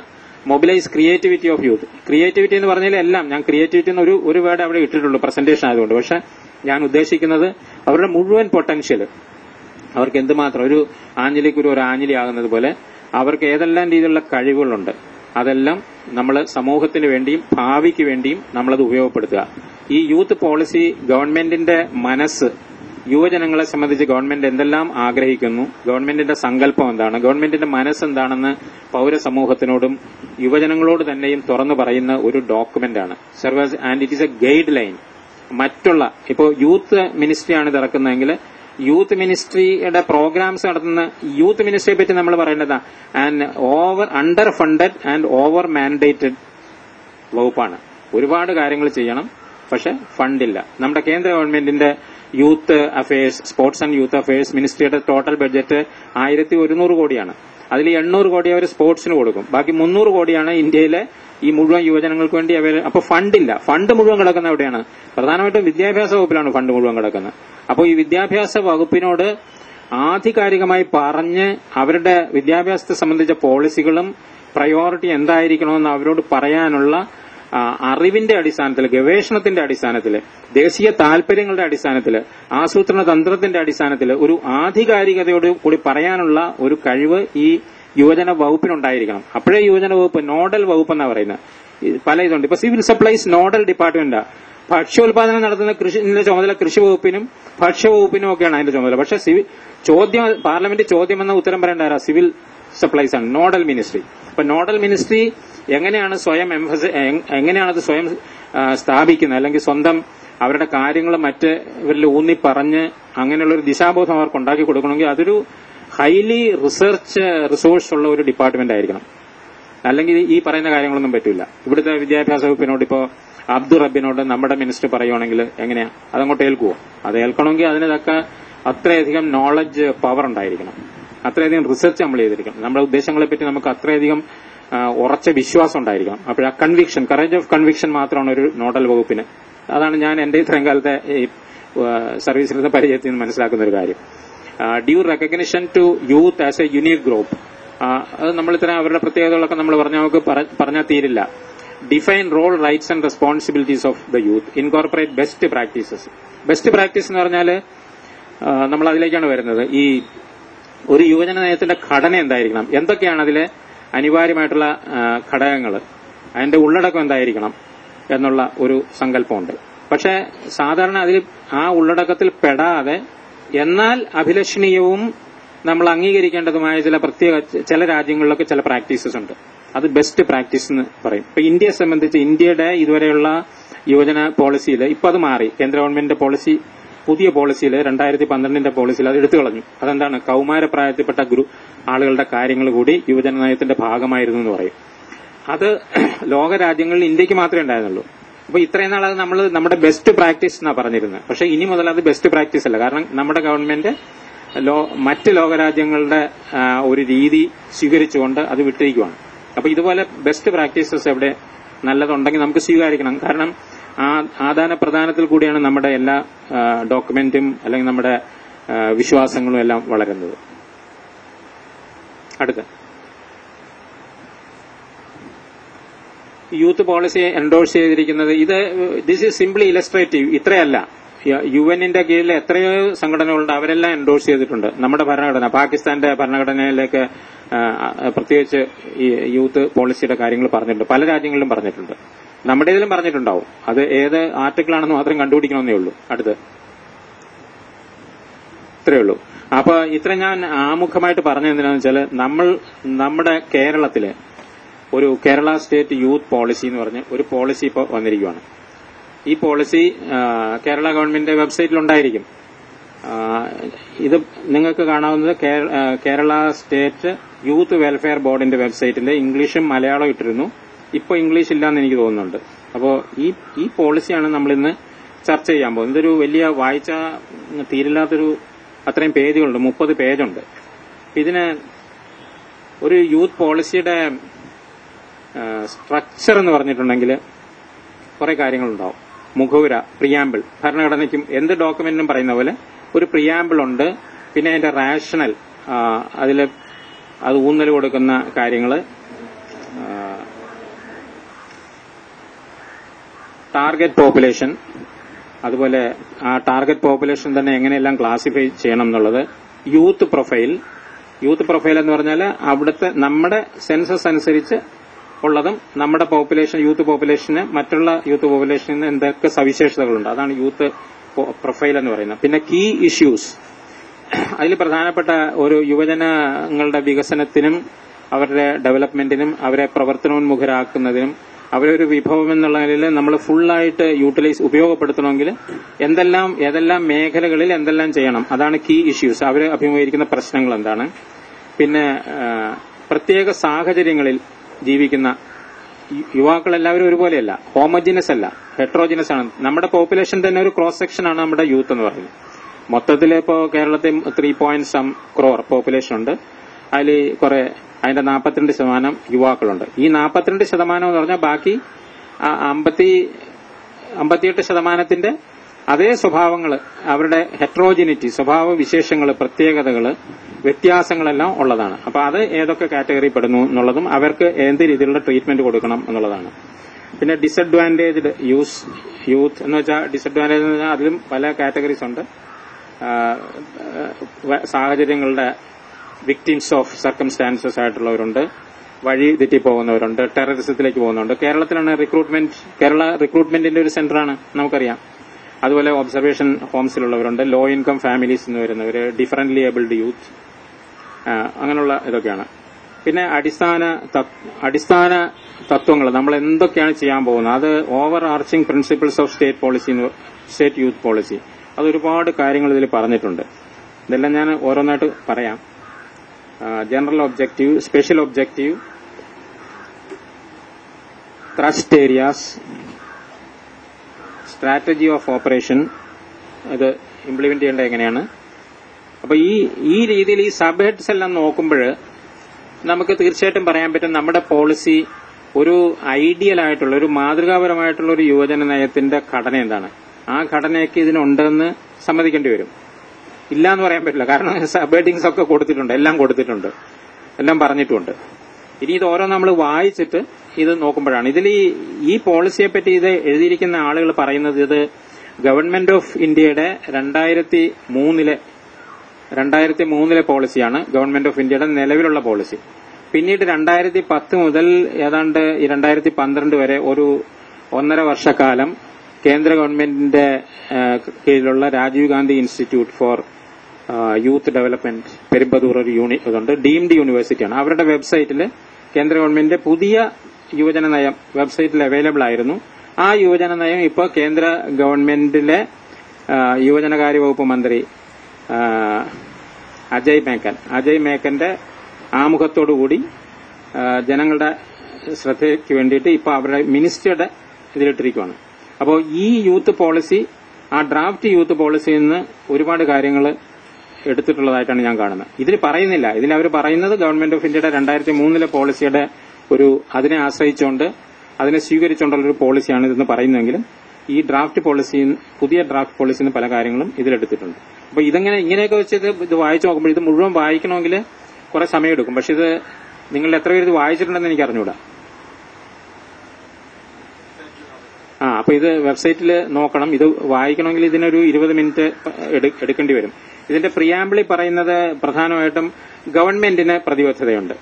യുവജനങ്ങൾക്ക് വേണ്ടി ഒരു നല്ലൊരു പോളിസി ഉണ്ടാക്കാനും അവരുടെ വളർച്ചയ്ക്ക് സഹായകരമായ രീതിയിൽ പ്രവർത്തിക്കാനും അവരുടെ വളർച്ചയ്ക്ക് തടസ്സം നിൽക്കുന്ന പ്രതികൂല സാഹചര്യങ്ങളെ ദൂരീകരിക്കാനും ഗവൺമെന്റിന് ബാധ്യതയുണ്ട്. അതാണ് ആദ്യത്തെ പാരഗ്രാഫിൽ പറയുന്നത്. രണ്ടാമത്തേതിൽ പറയുന്നത് ഇന്ത്യ ഇന്നൊരു വലിയ ലോകശക്തിയായിട്ട് മാറിയിരിക്കുന്നു.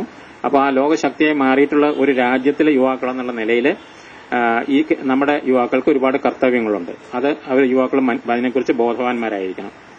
മൂന്നാമത്തെ പാരഗ്രാഫിൽ പറയുന്നത് ഹോളിസ്റ്റിക് ഡെവലപ്മെന്റ് എന്ന് വെച്ചാൽ ഒരു ഭാഗികമായിട്ട് അല്ലെങ്കിൽ എവിടെയെങ്കിലും ഒരു അരികിൽ നിന്ന് തുടങ്ങാൻ പറ്റില്ല. നമുക്കിതെല്ലാം കൂടി ഒരേ സമയത്ത് ഒന്നായിട്ട് തന്നെ കൈകാര്യം ചെയ്യേണ്ട ഒരു വിഷയമാണ്. ഹോളിസ്റ്റിക് അപ്രോച്ചാണ് ഇതിൽ ആവശ്യമായിട്ടുള്ളത്. അടുത്ത പാരഗ്രാഫിൽ പറയുന്നത് നീഡ് അസസ്മെന്റ്. അവരുടെ ആവശ്യങ്ങളെല്ലാം യഥാർത്ഥത്തിൽ മനസ്സിലാക്കി, ഫെൽറ്റ് നീഡ് മനസ്സിലാക്കി, അവരിൽ നിന്ന് ഫീഡ്ബാക്ക് കളക്ട് ചെയ്ത് അങ്ങനെ വേണം ഗവൺമെന്റ് നയം ഉണ്ടാക്കണമെന്ന് ഗവൺമെന്റിന് നല്ല നിശ്ചയമുണ്ട് അതിനെപ്പറ്റി. പിന്നെ delivery system, service delivery, goods and services അവർക്ക് വേണ്ട സമയം എന്ന് വെച്ചാൽ അവർക്ക് വിദ്യാഭ്യാസം കൊടുക്കണം, അതെല്ലാം കറക്റ്റായിട്ട് കൊടുക്കണം. അതും ഗവൺമെന്റ് ഒരു ഉത്തരവാദിത്തമായിട്ട് ഏറ്റെടുക്കുന്നു. പിന്നെ ഇൻക്ലൂസീവ് ഗ്രോത്ത്, അത് നമുക്കെല്ലാം അറിയാവുന്നതാണ്. കേന്ദ്ര ഗവൺമെന്റ് എപ്പോഴും യുവജന നയം ഉണ്ടാക്കുമ്പോൾ അത് നമ്മുടെ സംസ്ഥാനത്തിന് യോജിച്ച രീതിയിൽ നമ്മളത് ടൈലർ ചെയ്ത് എടുക്കണം. അതും കേരള ഗവൺമെന്റ് അതിനും തയ്യാറാണ്. മറ്റേ പോളിസിയോട് യോജിക്കുന്നു, വിശാലമായ ദേശീയ പോളിസിയോട് യോജിക്കുന്നു. അത് നമ്മുടെ സംസ്ഥാനത്തിന് യോജിച്ച രീതിയിൽ ടൈലർ ചെയ്ത് എടുക്കേണ്ടതാണെന്നും ഗവൺമെന്റിന് അറിയാം. ഇതൊക്കെയാണ് അതിന്റെ ആമുഖത്തിൽ പറയുന്നത്. റാഷണൽ പറയുന്ന ഹ്യൂമൻ റിസോഴ്സ്, നമ്മൾ നേരത്തെ പറഞ്ഞു human resource development approach government സ്വീകരിക്കുന്നു. അപ്പോൾ ഹ്യൂമൻ റിസോഴ്സ് ഡെവലപ്മെന്റും ഹ്യൂമൻ റിസോഴ്സ് മാനേജ്മെന്റ് ഈ രണ്ട് സമീപനത്തിനോട് കേരള ഗവൺമെന്റിന് അഭിപ്രായ വ്യത്യാസമില്ല. പരമ്പരാഗത മാർഗ്ഗങ്ങൾ മാത്രം പോരാ, ഇന്നൊവേറ്റീവായിട്ടും സ്കിൽ ഡെവലപ്മെന്റിന് പ്രാധാന്യം കൊടുത്തുകൊണ്ടും വേണം ഇത് ചെയ്യാനായിട്ട്. വിദ്യാഭ്യാസം എന്ന് പറയുന്നത് സ്കൂളിൽ അവസാനിക്കുകയും പിന്നീടുള്ള ബാക്കി കാലം മുഴുവൻ വിദ്യാഭ്യാസം ഇല്ലാതിരിക്കുക എന്നുള്ള ഒരു സ്ഥിതി പാടില്ല. Continuing life long education, life wide education എന്നുള്ള സമീപനത്തോട്, ഇതെല്ലാം ആഗോള സമീപനങ്ങളാണ്. ഈ സമീപനത്തോട് കേരള ഗവൺമെന്റിന്റെ ഈ പോളിസി യോജിക്കുന്നു. അതാണ് അതിൽ പറയുന്നത്. പിന്നെ physical and mental health, physical, mental, spiritual health, അതിനെക്കുറിച്ച് ഗവൺമെന്റ് അംഗീകരിക്കുന്നു. അതെല്ലാം എല്ലാ കാര്യങ്ങളും ഒരുമിച്ച് പോകണം, ഒരു കാര്യം കൊണ്ട് മാത്രം പോരാ എന്നുമല്ല. കേരളത്തെ സംബന്ധിച്ച് ഇവിടെ കുട്ടികൾ പഠിക്കുന്ന കാര്യത്തിൽ കൂടുതൽ താല്പര്യം എടുക്കുന്നുവെങ്കിലും ഹെൽത്ത് മെയിന്റനൻസ് പോരാ എന്നുള്ള ഒരു യാഥാർത്ഥ്യം കൂടി ഗവൺമെന്റ് മനസ്സിലാക്കുന്നുണ്ട്. ക്രിമിനലൈസേഷൻ ഉണ്ടായിക്കൊണ്ടിരിക്കുന്നു. അതിന് മൂല്യാധിഷ്ഠിത വിദ്യാഭ്യാസത്തിൽ എങ്ങനെ മൂല്യവർദ്ധന കൊടുക്കാം, അത് ടീച്ചേഴ്സിൽ കൂടി കൊടുക്കണം, അല്ലെങ്കിൽ വിദ്യാലയത്തിൽ കൊടുക്കണമെന്നാണ് പറയുന്നത്. പക്ഷെ നമ്മൾ നമ്മുടെ ജനറൽ റീഡിംഗിൽ നിന്നൊക്കെ മനസ്സിലാക്കുന്ന അങ്ങനെയല്ല. ഇപ്പൊ അബ്ദുൽ കലാം തന്നെ അദ്ദേഹത്തിന്റെ ഇഗ്നൈറ്റഡ് മൈൻഡ്സ് എന്നുള്ള പുസ്തകം ഞാൻ ഇപ്പൊ ജസ്റ്റ് വായിച്ചു. അപ്പൊ അതിൽ പറയുന്നത് ഒരു ട്രയാങ്കിൾ ആണ്, ഫാദർ, മദർ, ടീച്ചർ. ഈ മൂന്ന് പേരിൽ നിന്നാണ് ഒരു വ്യക്തി മൂല്യബോധം ഉണ്ടാക്കുന്നത്. അപ്പൊ അത് ആ ട്രയാങ്കിളിന് വളരെ പ്രാധാന്യമുണ്ട്. അതിനുശേഷം അത് കഴിഞ്ഞാണ് പിന്നെ ഗുരുവിന്റെ അടുത്ത് പോകുന്നത്, അത് കഴിഞ്ഞാണ് വിശാലമായ ലോകത്തിലേക്ക് പോകുന്നത്, പിന്നെയാണ് വലിയ റോൾ മോഡൽസിലേക്കൊക്കെ പോകുന്നത്, വലിയ വലിയ മഹാന്മാരുടെയൊക്കെ പഠിക്കുന്നതൊക്കെ. അപ്പൊ അച്ഛൻ, അമ്മ, ചിലർക്ക് 80% അച്ഛനായിരിക്കും, 100% അമ്മയായിരിക്കും. ചിലർക്ക് 100% അച്ഛനായിരിക്കും, 80% അമ്മയായിരിക്കും, 20% ടീച്ചറായിരിക്കും. അങ്ങനെയൊക്കെ ഉള്ള ഒരു കോമ്പിനേഷൻ. അപ്പോൾ ഇതിൽ പറയുന്നത് responsible citizenship should come from school teachers എന്നൊക്കെയുള്ള രീതി പറയുന്നുണ്ട്. പിന്നെ എംപ്ലോയ്മെന്റിനെ പറ്റി unemployment, under employment and non employability, ഈ മൂന്ന് കാര്യങ്ങളും കേരളത്തിൽ ധാരാളം ഉണ്ടെന്നുള്ളത് മനസ്സിലാക്കുന്നു.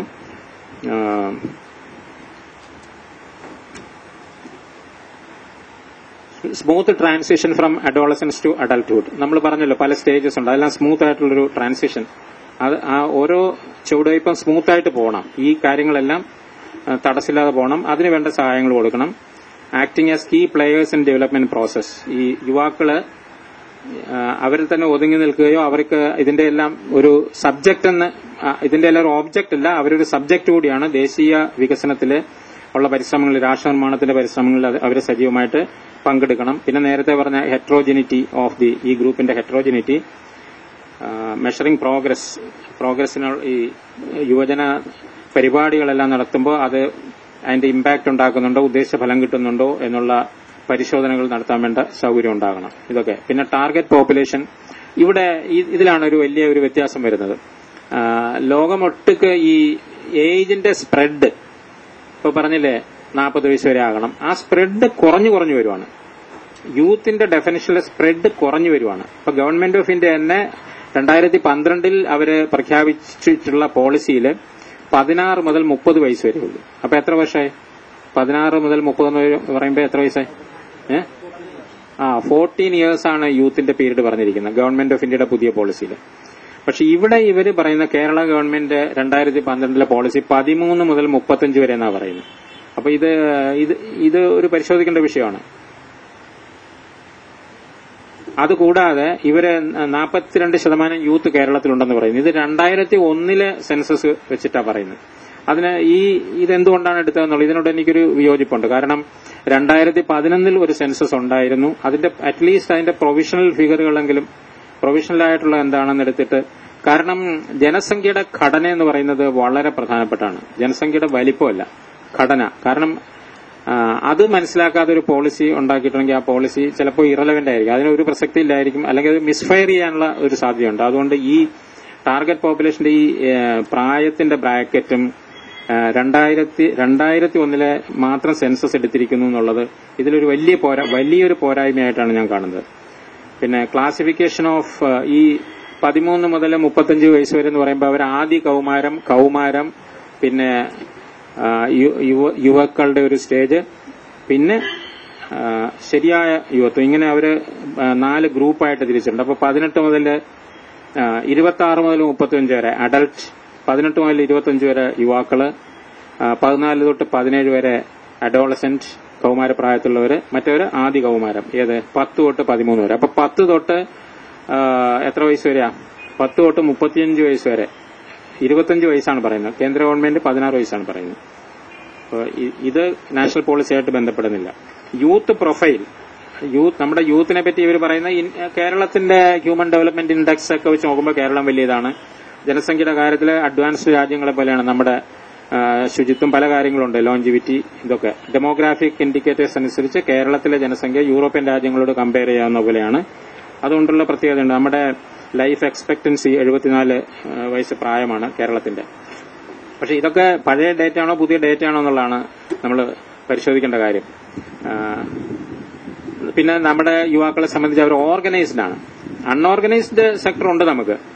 ഒരിടത്തും പെടാതെ നടക്കുന്ന അൺഓർഗനൈസ്ഡ് ആയിട്ടുള്ള യുവാക്കൾ ഒരുപാടുണ്ട്. പക്ഷെ നമ്മൾക്ക് ഓർഗനൈസ്ഡ് ആയിട്ടുള്ള, പ്രത്യേകിച്ച് വിദ്യാർത്ഥികളുടെ സംഘടനകള്, അതുപോലെ രാഷ്ട്രീയ പാർട്ടികളുടെ യൂത്ത് വിങ്, ഇങ്ങനെ നമുക്ക് ഓർഗനൈസ്ഡ് ആയിട്ടുള്ള ഒരു വലിയൊരു വിങ് ഉണ്ട്. അത് നമ്മുടെ ജനസംഖ്യയുടെ ഒരു പ്രത്യേകതയാണ്. പിന്നെ നേരത്തെ പറഞ്ഞ കീ ഇഷ്യൂസ് എന്ന് പറഞ്ഞു. ഈ കീ ഇഷ്യൂസിൽ നമ്മളിവിടെ എടുത്തു പറയുന്നത് quality education and training, migration and diaspora youth, density of population, employment and employability, family and parenthood, youth health, lifestyle and drug abuse, suicide, youth in conflict with law, politicisation, youth subculture, leisure time activities. ഇങ്ങനെ ഇവര് ഇത്രയും കാര്യങ്ങൾ പറയുന്നുണ്ടെങ്കിലും ഈ വാക്കുകൾക്ക് പിന്നെ വിശദീകരണങ്ങളൊന്നുമില്ല. ഇതിവിടെ തീരുവാണ്. അതെന്തുകൊണ്ടാണെന്ന് എനിക്ക് മനസ്സിലാവാത്തത്. ഇതിപ്പോ എന്റെ കയ്യിൽ കുറെ പോളിസീസ് ഉണ്ട്.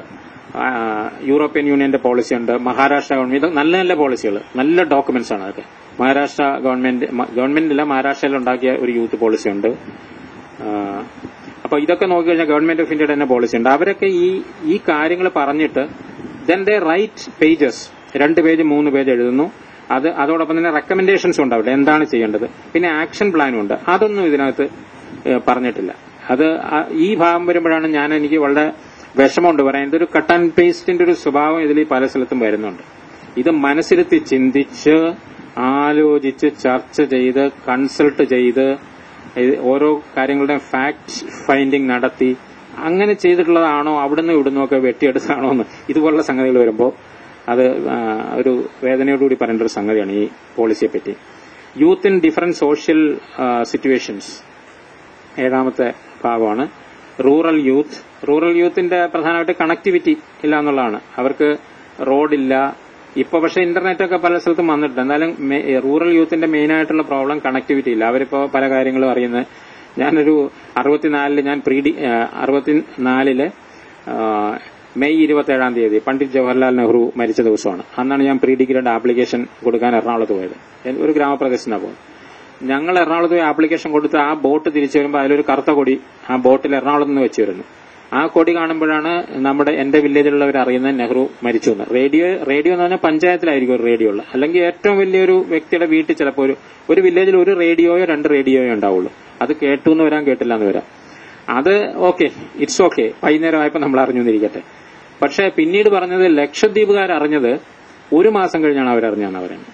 നെഹ്റു മരിച്ചു എന്ന് ലക്ഷദ്വീപുകാർ അറിയുന്നു. അപ്പൊ കണക്ടിവിറ്റിയുടെ ഒരു പ്രാധാന്യം പറയാൻ വേണ്ടിയാണ്. പക്ഷെ ഇതിൽ വളരെ വ്യത്യാസം വന്നിട്ടുണ്ട്. ഇന്നിപ്പോ കണക്ടിവിറ്റി മൊബൈൽ നമുക്ക് ഈ പുതിയ സൗകര്യങ്ങൾ വന്നുകൊണ്ട് കണക്ടിവിറ്റി, എന്നാൽ റോഡ് കണക്ടിവിറ്റി അതുപോലുള്ള ഫിസിക്കൽ കണക്ടിവിറ്റി വന്നിട്ടില്ല. സാറിനറിയാം, നമ്മൾ കണക്ടിവിറ്റിയെ പറ്റിയൊക്കെ അവിടെ നോളജ് സെന്റർ സ്ഥാപിക്കാൻ വേണ്ടി പോയപ്പോൾ പറഞ്ഞാണ്. അതുപോലെ അവർക്കൊരു ഇൻഫീരിയോറിറ്റി കോംപ്ലക്സ് ഉണ്ടാവാം. പരിഷ്കാരങ്ങൾ എക്സ്പോഷർ കുറവാണ്. പിന്നെ അവരുടെ ലാംഗ്വേജ്, അവരെ ഒരുപാട് ഡയലക്ട്, പ്രാദേശികമായിട്ടുള്ള ഉച്ചാരണങ്ങളും കാര്യങ്ങളും ഒക്കെ ഉണ്ടാവും. ഇങ്ങനെയൊക്കെയുള്ള ചില പിന്നോക്കാവസ്ഥകളാണ് അവർക്കുള്ളത്. ഇപ്പൊ കണ്ടീഷൻസ് ഓഫ് യൂറൽ യൂത്ത് പക്ഷേ preserve the rural culture heritage, അതൊക്കെ. അതുപോലെ അവർക്ക് റൂറൽ അവിടുന്ന് വരുന്നവർക്ക് കൃഷി അങ്ങനെയുള്ള കാര്യങ്ങളോട്, പല കാര്യങ്ങളോടും അവർക്ക് കുറച്ചെങ്കിലും അടുപ്പമുണ്ടാവും. പറഞ്ഞാൽ മനസ്സിലാവും അവർക്ക്. അർബൻ സ്ലംസിലുള്ള പ്രോബ്ലം എന്താണ്? മെയിൻ സ്ട്രീം അവരെ വളരെ അതിൽ ഈ അർബൻ സ്ലംസിൽ ഒരുപാട് കുട്ടികൾ അവരെങ്ങോട്ടാ പോകുന്നത് എന്നുള്ളത് ആർക്കും അറിഞ്ഞുകൂടാ. ശരിക്ക് പഠിക്കുന്നില്ല. ഓരോ പ്രദേശത്തും പോയി നമ്മൾ പഠിക്കണം. അവരുടെ മനസ്സെന്താണ്, അവർ ചിന്തിക്കുന്നത് എന്താണ്, അവരെ നയിക്കുന്നത് ആരാണ്, അങ്ങനെയുള്ള കാര്യങ്ങൾ പെട്ടെന്ന് പറഞ്ഞ് തീർക്കാം. Migrant youth. മൈഗ്രന്റ് എന്ന് പറഞ്ഞാൽ കേരളത്തിന്റെ പോളിസി ആകുമ്പോൾ നമ്മൾ പറയേണ്ടത് ഡയോസ്പൊറ എന്നുള്ള നമ്മുടെ ഇവിടുന്ന് പുറത്തു പോകുന്നവര്. നമ്മുടെ ഇവിടുന്ന് പുറത്തു പോകുന്ന ഒരുപാട് ആളുണ്ട്. ഇന്ത്യക്കകത്ത് തന്നെ ഡിഫൻസ് സർവീസസിലൊക്കെ വളരെ ചെറിയ പ്രായത്തിൽ ഡിഫൻസ് സർവീസിലൊക്കെ ചേർന്ന് ഇവിടുന്ന് വിട്ടുപോകുന്നവരുണ്ട്. പിന്നെ വിദേശത്ത് പോകുന്നവരുണ്ട്, പഠിക്കാൻ പോകുന്നവരുണ്ട്. പിന്നെ വിദേശത്ത് പല രാജ്യങ്ങളിൽ, ഏത് രാജ്യത്ത് പോയാലും മലയാളികൾ അവിടെയൊക്കെ ജോലി ചെയ്യുന്നുണ്ട്. അപ്പൊ അവരെ സംബന്ധിച്ച് അവരും നമ്മുടെ നാടുമായിട്ട് ഏത് രീതിയിൽ ബന്ധപ്പെടുത്താം, ഇതൊക്കെ നമ്മൾ ഈ വിഷയം പഠിക്കുമ്പോൾ ഹ്യൂമൻ ക്യാപിറ്റൽ, സോഷ്യൽ ക്യാപിറ്റൽ എന്നുള്ള രീതിയിൽ പഠിക്കും. സോഷ്യൽ ക്യാപിറ്റൽ എന്ന് പറയുന്നത് ഇറ്റ്സ് ഓൾ ബട്ട് റിലേഷൻസിനെ കുറിച്ചുള്ള പഠനമാണ്. അപ്പൊ ആ സോഷ്യൽ ക്യാപിറ്റലിന്റെ ഇതിലും നമ്മൾ ഈ ഡയസ്പോറ, നമ്മുടെ ഇവിടുന്ന് പുറത്തു പോയിട്ടുള്ള ആളുകളെ പറ്റി ധാരാളം പഠിക്കാനുണ്ട്. അതിനനുസരിച്ച് വേണം പോളിസി ഉണ്ടാക്കാൻ. പിന്നെ മൈഗ്രന്റ് യൂത്ത് എന്ന് പറയുന്നത് അത് ഇന്ത്യയുടെ പോളിസിയിൽ മൈഗ്രന്റ് എന്ന് പറയുന്നത് ഓക്കെയാണ്, കാരണം ഇന്റേണലായിട്ട് അങ്ങോട്ടും ഇങ്ങോട്ടും പോകുന്ന ആള്. പക്ഷെ നമ്മളെ സംബന്ധിച്ച് പുറത്തുനിന്ന് വന്ന് ഇമിഗ്രന്റ് എന്നാണ് ഉള്ള വാക്കായിരിക്കും ശരിയെന്ന് എനിക്ക് തോന്നുന്നു. പുറത്തുനിന്ന് വന്ന് ഇവിടെ ജോലി ചെയ്യുന്ന ആളുകൾ നമുക്ക് ഒരുപക്ഷെ അനുഗ്രഹമാണ്. കാരണം നമ്മുടെ ഇവിടെ പല ജോലികൾക്കും ആളില്ല, അവരാണ് വന്നിട്ട് ചെയ്യുന്നത്. പ്രത്യേകിച്ച് നിർമ്മാണ മേഖലയിൽ, എല്ലാ മേഖലയിലും, ഹോട്ടലിലൊക്കെ, ചെറിയ കുഗ്രാമങ്ങളിൽ പോയാൽ പോലും നേപ്പാളികളോ ഒറീസക്കാർ, ബംഗാളികളൊക്കെ നമുക്ക് കാണാൻ പറ്റും. അപ്പൊ അവരിപ്പോ ഒരുപാട് അവരെ ജീവിക്കുന്ന സാഹചര്യങ്ങൾ വളരെ അനാരോഗ്യകരമായ സാഹചര്യങ്ങളിൽ രോഗം വരാവുന്ന രീതിയിലൊക്കെയാണ്. അവര് വളരെ പ്രധാനപ്പെട്ട ആളുകളാണ് നമ്മൾ. കാരണം അവര് നമ്മുടെ ഭാഗമാകുന്നതിന് വലിയ താമസമൊന്നുമില്ല. അവരെപ്പോഴാണ് ഇവിടുത്തെ പെൺകുട്ടികളെ വിവാഹത്തിൽ ഏർപ്പെടുക എന്ന് നമുക്കറിയില്ല. ഏതെല്ലാം രീതിയിലുള്ള ബന്ധങ്ങളാണ് അവരുണ്ടാക്കാൻ പോകുന്നത്, എപ്പോഴാണ് നമ്മുടെ രാഷ്ട്രീയക്കാർ അവരെ ചാക്കിടാൻ പോകുന്നതെന്ന് അറിയില്ല, എപ്പോഴാണ് അവരെല്ലാം നമ്മുടെ ട്രേഡ് യൂണിയൻ ചേർക്കുന്നത്. അപ്പോൾ ഇതെല്ലാം നമ്മൾ പഠിക്കേണ്ട ഒരു വിഷയമാണ്. സ്റ്റുഡന്റ് യൂത്ത് അവരുടെ സ്റ്റുഡൻസ് അഭിമുഖീകരിക്കുന്ന പ്രശ്നം ക്വാളിറ്റി എഡ്യൂക്കേഷൻ ഇല്ല, കരിക്കുലം, പാഠ്യപദ്ധതി റിവൈസ് ചെയ്യുന്നില്ല, അവർക്ക് വേണ്ടത്ര അധ്യാപകരില്ല, അവർക്ക് ഇൻഫ്രാസ്ട്രക്ചർ ഇല്ല. അതോടൊപ്പം തന്നെ പുതിയ സെൽഫ് ഫൈനാൻസിങ്, അങ്ങനെയുള്ള പ്രശ്നങ്ങൾ, ലോണ്, എഡ്യൂക്കേഷൻ ലോൺ, അതൊന്നും അത്ര കാര്യമായിട്ട് ഇതിൽ പറഞ്ഞിട്ടില്ല. എഡ്യൂക്കേഷൻ ലോണിനെ പറ്റി ഇതിൽ പറഞ്ഞിട്ടേ ഇല്ല ഈ നയത്തിൽ. അതൊരു വലിയൊരു പോരായ്മയാണ്. അത് വളരെ തീക്ഷ്ണമായ പ്രശ്നങ്ങൾ ഉണ്ടാക്കുന്നതാണ് യുവാക്കളിലും അവരിലൂടെ പൊതുസമൂഹത്തിലേക്കും വളരെ ദുഃഖകരമായ അനുഭവങ്ങൾ ഉണ്ടാക്കുന്ന ഒരു പ്രശ്നമാണ്. അതിനെപ്പറ്റി പറഞ്ഞില്ല. ടീച്ചേഴ്സിന്റെ ക്വാളിറ്റിയെ പറ്റി പറയുന്നുണ്ട്. പിന്നെ നോൺ സ്റ്റുഡന്റ് യൂത്ത്, അത് വിദ്യാലയങ്ങളിൽ നിന്ന് വിട്ട് ഒരു പഠിത്തം തീർന്നു കഴിഞ്ഞിട്ടുള്ളവരും പഠിത്തം തീർന്ന് ജോലി പ്രവേശിക്കാൻ പറ്റാതെ നിൽക്കുന്ന ഒരു വലിയ വിഭാഗമുണ്ട്. അവരെ പഠിച്ച കാര്യങ്ങൾ അവർക്ക് റിഫ്രഷ്മെന്റ് കോഴ്സുകളോ അല്ലെ അവരെ എങ്ങനെയാണ് നമ്മൾ ഇവരെ ഇതിൽ തന്നെ താഴെ വീണു പോകാതെ, അവരെ ഒരു തുണി ഉണങ്ങാനിട്ടിരിക്കുന്നു, അത് താഴെ വീഴാതെ അതിൽ തന്നെ ഇരിക്കാൻ നമ്മൾ ക്ലിപ്പിടുന്ന പോലെ അവരെ ഈ സംവിധാനങ്ങളൊക്കെ ആയിട്ട് നമ്മൾ എങ്ങനെയാണ് ബന്ധപ്പെടുത്തി നിലനിർത്തുക എന്നുള്ള ഒരു പ്രശ്നം ഉന്നയിച്ചിട്ടുണ്ട്.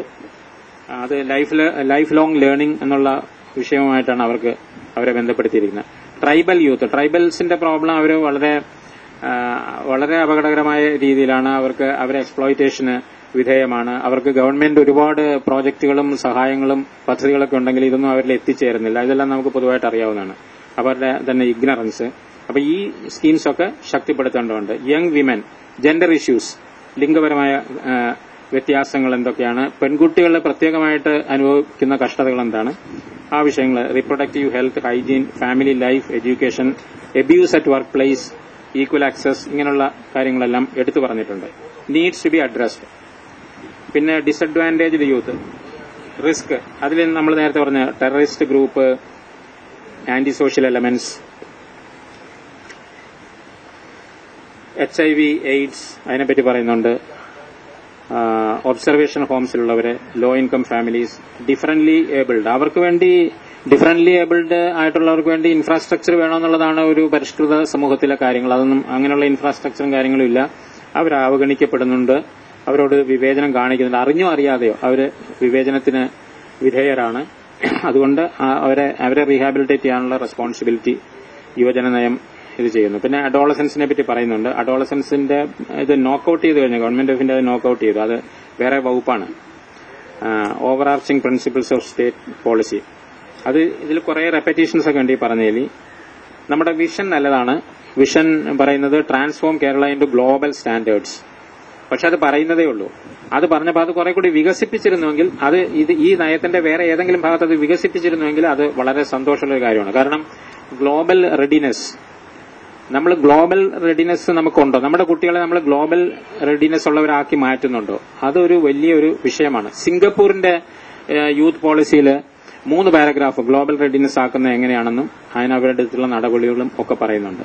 ഗ്ലോബൽ റെഡിനെസ് എന്ന് പറഞ്ഞിട്ടുണ്ടെങ്കിൽ നമ്മൾക്ക് വളരെയധികം ആളുകളുമായിട്ട് മിക്സ് ചെയ്യാനുള്ള ഒരു ഇതുണ്ടായിരിക്കണം, പുതിയ കാര്യങ്ങൾ പഠിക്കാനുള്ള, ഭാഷ പഠിക്കാനുള്ളത്, ബന്ധപ്പെടാനുള്ളത്, നമ്മുടെ ടോളറൻസ് ലെവൽ, അതെല്ലാം അതിന്റെ സോഫ്റ്റ് സ്കില്ലിന്റെ ഭാഗമാണ്. അതോടൊപ്പം തന്നെ എന്ത് ചെയ്താലും വേൾഡ് ഗ്ലോബൽ സ്റ്റാൻഡേർഡിൽ ചെയ്യാനുള്ള ഒരു പ്രൊഫഷണലിസം, എല്ലാ കാര്യവും പ്രൊഫഷണലായിട്ട് ചെയ്യുക. അപ്പോഴേ നമുക്ക് ഗ്ലോബൽ ഇതിൽ പോകാൻ പറ്റുള്ളൂ. അല്ലാതെ എന്തെങ്കിലും പഠിച്ചു, ഏതെങ്കിലും പെയ്ഡ് കോളേജിൽ പോയി എന്തെങ്കിലും പഠിച്ചു വന്നിട്ട് തോന്നിയത് ചെയ്തു, അങ്ങനെയല്ല. ഒരു പ്രൊഫഷണൽ എന്ന് പറഞ്ഞാൽ ഒരു ചത്ത കോഴിയുടെ ഒരു പോസ്റ്റ്മോർട്ടം നടത്തണമെങ്കിൽ അതിന് 250 സ്റ്റെപ്പ് ഉണ്ടെന്നാണ് ഞാൻ വായിച്ചൊരു ബുക്കിൽ. ആ സ്റ്റെപ്പുകളെല്ലാം ചെയ്തിരിക്കണം, അപ്പോഴേ അത് പ്രൊഫഷണൽ ആവുള്ളൂ. അത് ചെയ്യേണ്ട രീതിയിൽ ചെയ്യണം. അപ്പൊ അത് എല്ലാ കാര്യങ്ങളും അപ്പോഴേ നമുക്ക് global readiness of the Kerala youth അത് ഉണ്ടോ, അതിനുവേണ്ടി എന്താണ് ചെയ്യേണ്ടത്, അതിനുവേണ്ടി വരുന്ന ഇൻവെസ്റ്റ്മെന്റ് എത്രയാണ്, എത്ര ശതമാനം യുവാക്കളെയാണ് നമ്മൾ ഗ്ലോബൽ റെഡിനെസ് ആക്കേണ്ടത്. ഇതൊന്നുമില്ലാതെ നമ്മുടെ ആളിൽ പോകുന്നുണ്ട്. അന്നമ്മയും ത്രേസ്യാമ്മയൊക്കെ പോയി ഓസ്ട്രേലിയയിലും അവിടെ ഇവിടെയൊക്കെ പോയി മുമ്പ് പോയിട്ടുണ്ട്. ഞാൻ ഡൽഹിയിലൊക്കെ കണ്ടിട്ടുണ്ട് അവർ ഇന്റർവ്യൂവിന് വരുന്നതും അവരെ വിമാനത്തിൽ കയറ്റി അയക്കുന്നതൊക്കെ കണ്ടിട്ടുണ്ട്. അന്ന് പ്രൊഫഷണലിസത്തോടുകൂടിയല്ല അവർ പോയി. ആ കാലഘട്ടത്തിൽ അവരെ ഉൾക്കൊള്ളാൻ ആളുകളുണ്ടായിരുന്നു, അവർ പോയി. ഇനി പറ്റില്ല. ഇനി പോകണമെങ്കിൽ ഓരോ സ്ഥലത്തും സ്റ്റാൻഡേർഡ് നിശ്ചയിച്ചിട്ടുണ്ട്. ആ സ്റ്റാൻഡേർഡ് ഉണ്ടെങ്കിലേ പോകാൻ പറ്റുള്ളൂ. അപ്പൊ ഗ്ലോബൽ ഇതിനെപ്പറ്റി പറയുന്നുണ്ടെങ്കിലും ഈ പോളിസിയുടെ ഒരു പോരായ്മ അതില്ല എന്നുള്ളതാണ്. യൂത്ത് പോളിസി അക്നോളജ്മെന്റ്, യൂത്ത്, ഇത് നല്ല സെന്റൻസ് ഉണ്ട്. Policy acknowledges that youth are the real wealth of the state. വിഷനിലുള്ളതാണ്, ഒരു നല്ല സ്റ്റേറ്റ്മെന്റ് ആണ്. പിന്നെ ഇവരെ ആക്റ്റീവ് പോപ്പുലേഷൻ ആക്കാൻ വേണ്ടി പരിശ്രമിക്കണം. Involve young men in social political എല്ലാത്തിലും. പക്ഷെ അത് സാധിക്കുന്നുണ്ടോ? ഇൻവോൾവ് ഇപ്പൊ ഒരു പഞ്ചായത്തിൽ എത്ര യങ്സ്റ്റേഴ്സ് ഉണ്ട്, നമ്മുടെ കേരള അസംബ്ലിയിൽ എത്ര യങ്സ്റ്റേഴ്സ് ഉണ്ട്, ഓരോ പാർട്ടി എത്ര പേർക്ക് കൊടുക്കുന്നുണ്ട്, അത് നമുക്കറിയില്ല. അതുപോലെ ഈ ഹാളിൽ തന്നെ, ഈ ഹാൾ നമ്മൾ ഡിസ്കസ് ചെയ്യുന്നു, ഇവിടെ ഒരു ഈ ഗവൺമെന്റ് ഓഫ് ഇന്ത്യ ഡെഫിനേഷൻ വരുന്ന ഒരു യുവാവ് പോലും ഇവിടെ ഇല്ല എന്നുള്ളത്. ഞാൻ തീർച്ചയായിട്ടും പ്രതീക്ഷിച്ച പത്രത്തിലൊക്കെ ഇട്ടിരുന്നു ആരെങ്കിലും 2-3 കുട്ടികളെങ്കിലും ഉണ്ടാകും, അവര് നല്ല ക്വസ്റ്റ്യൻസ് ഒക്കെ ചോദിക്കുമെന്ന് വിചാരിച്ചിരുന്നു. പക്ഷെ അതുണ്ടാകുന്നില്ല. അതാണ് ഒരു റിയൽ ലൈഫിലെ ഒരു യാഥാർത്ഥ്യം. എന്താന്ന് പറഞ്ഞാൽ നമ്മൾ യൂത്തിനെ പറ്റി ഒരുപാട് പറയുന്നുണ്ടെങ്കിലും അവരെവിടെയും വരുന്നില്ല, അവർ വരില്ല. എന്താ കാരണം എന്താണെന്ന് അറിഞ്ഞൂടാ. നമ്മൾ ഇതിനു മുമ്പ് വേറൊരു ഡിസ്കഷനിൽ അത് പറഞ്ഞു.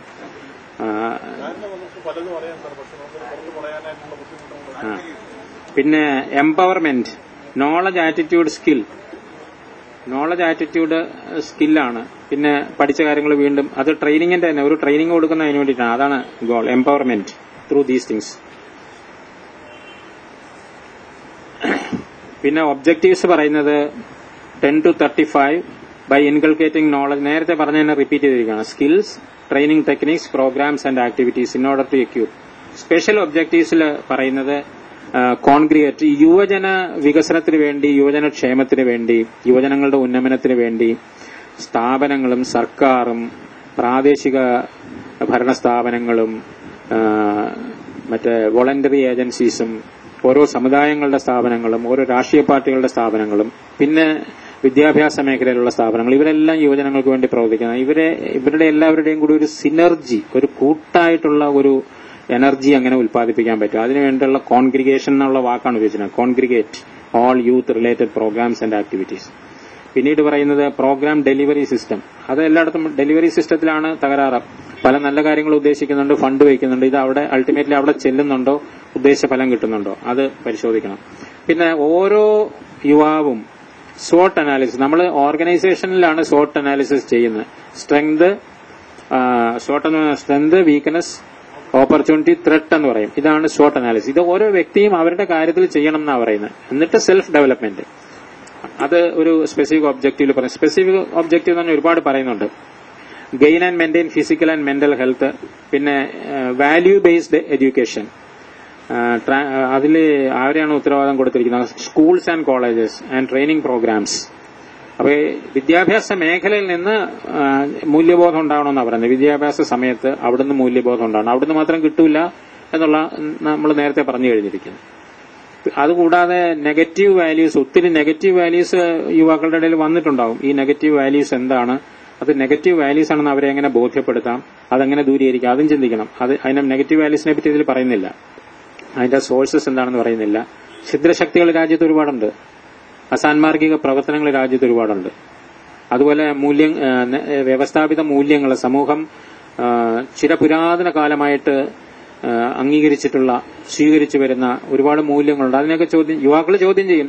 നമ്മളും ചെറുപ്പക്കാരാകുമ്പോൾ നമ്മളും കുറെയൊക്കെ ചോദ്യം ചെയ്തിട്ടുണ്ടാവും. പക്ഷെ അങ്ങനെ ചോദ്യം ചെയ്യുമല്ല, ഇതിലൊക്കെ നന്മയുണ്ട് എന്നുള്ള കാര്യങ്ങൾ, നമ്മളുടെ ആചാരങ്ങൾ, അനുഷ്ഠാനങ്ങൾ, അതിൽ കൂടി കിട്ടുന്ന മൂല്യം, നമ്മുടെ സന്മാർഗ ചിന്തകൾ, നമ്മുടെ മതവിശ്വാസങ്ങൾ, അതിൽ നിന്നൊക്കെ നമുക്ക് മൂല്യം കിട്ടും. ഈ മൂല്യങ്ങളൊക്കെ എങ്ങനെയാണ് ഇവരിൽ എത്തിച്ചു കൊടുക്കുക, അവരെ അതിന് ബോധ്യപ്പെടുത്തുക എന്നുള്ള ഒരു പ്രധാന വിഷയമാണ്. പക്ഷെ അത് വിദ്യാഭ്യാസ സ്ഥാപനങ്ങളിൽ മാത്രം ഊന്നൽ കൊടുക്കുന്നതാണ് ഈ വിദ്യാഭ്യാസ നയം. സ്റ്റുഡന്റ് യൂത്തിന് നിരവധി സംഘടനകളുണ്ട്. NCC, scouts, national service schemes ഉണ്ട്, നെഹ്റു യുവ കേന്ദ്രമുണ്ട്, ഒരുപാട് ഗവൺമെന്റിന്റെ സെമി ഗവൺമെന്റ് ഫീൽഡ് ഏജൻസീസ് ഒക്കെ ഒരുപാടുണ്ട്. അവരെ എല്ലാം സജീവമാക്കിയിട്ട് ഇത് ചെയ്യുക. Quality of teachers, parenting, organise parenting training programs for parents, അത് വളരെ ആവശ്യമാണ്. അങ്ങനെ ഒരു ഓർഗനൈസ്ഡ് പാരന്റിംഗ് ഉണ്ടോ എന്നുള്ളത് അറിഞ്ഞൂടാ. എല്ലാവരും പേരന്റ്സ് ആകുന്നു, കുട്ടികളെ വളർത്തുന്നു. പക്ഷെ ഇത് ഓരോ കുട്ടിയും വളരെ പ്രധാനപ്പെട്ടതാണ്.